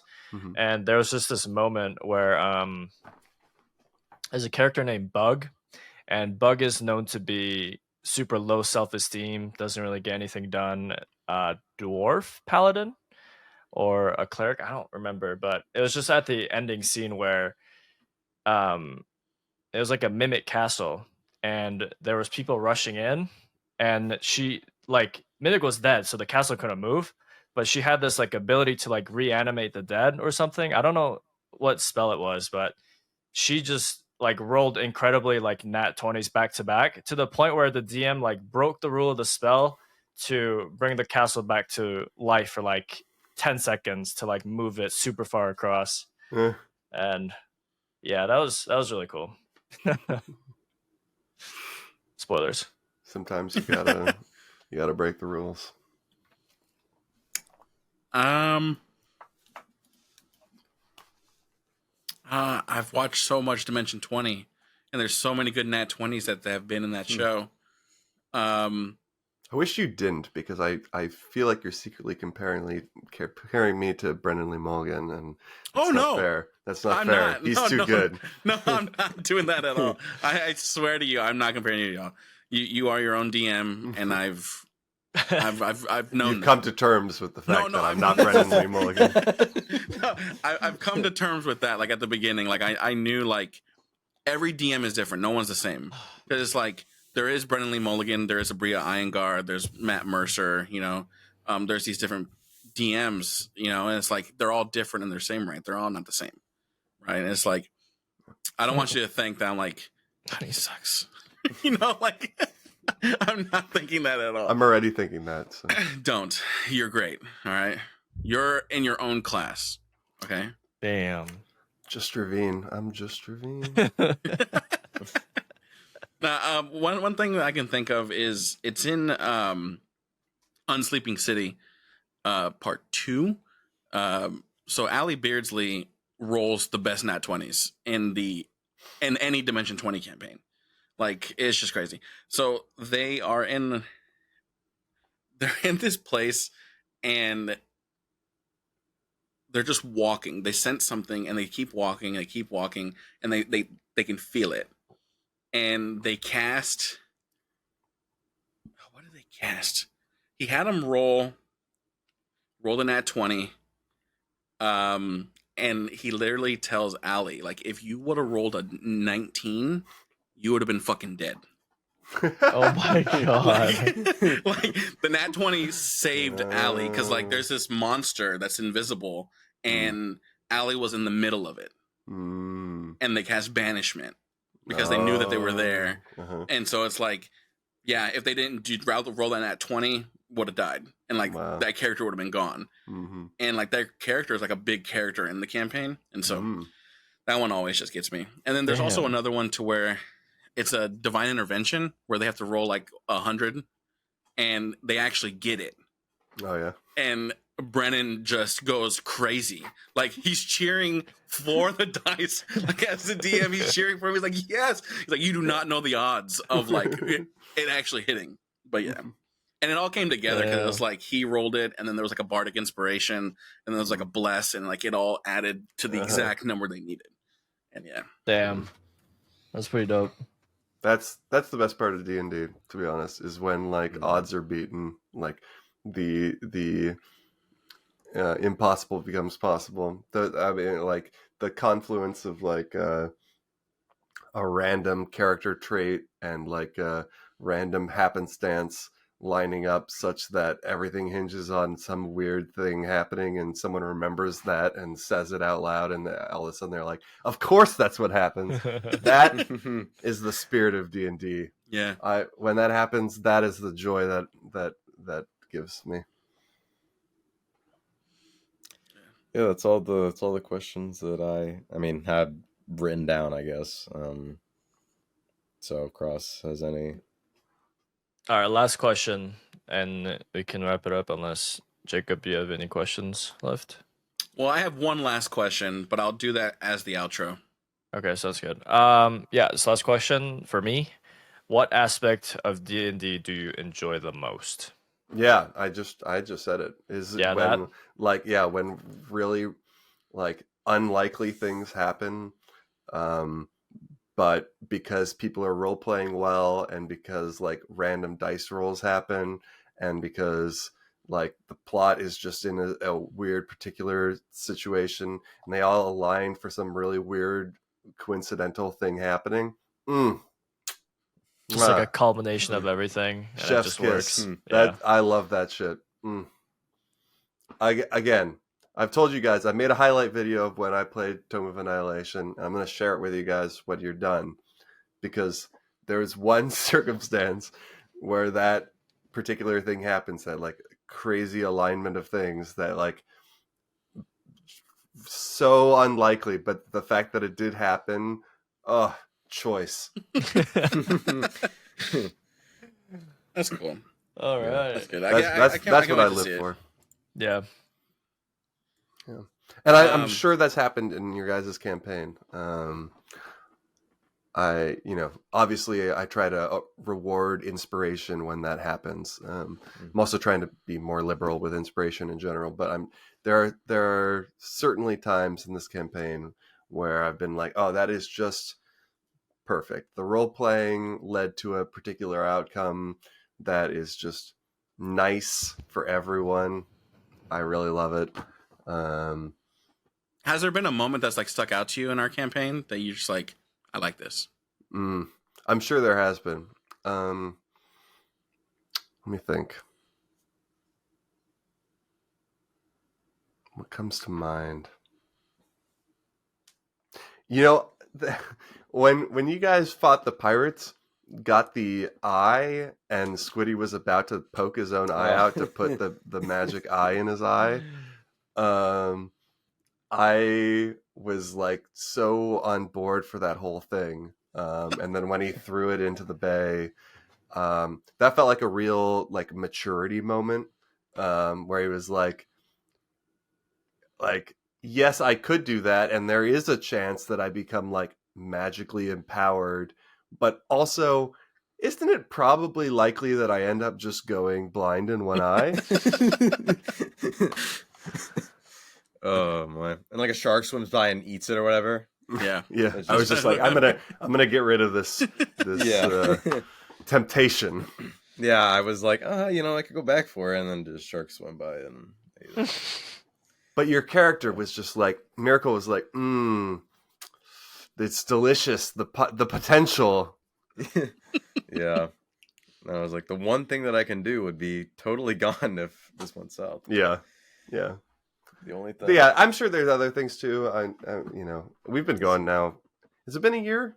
It's been over a year. It's been over a year. That's crazy. Last month wild. was a year. Yeah. Okay. Damn. I think March 4th or whatever. Yeah.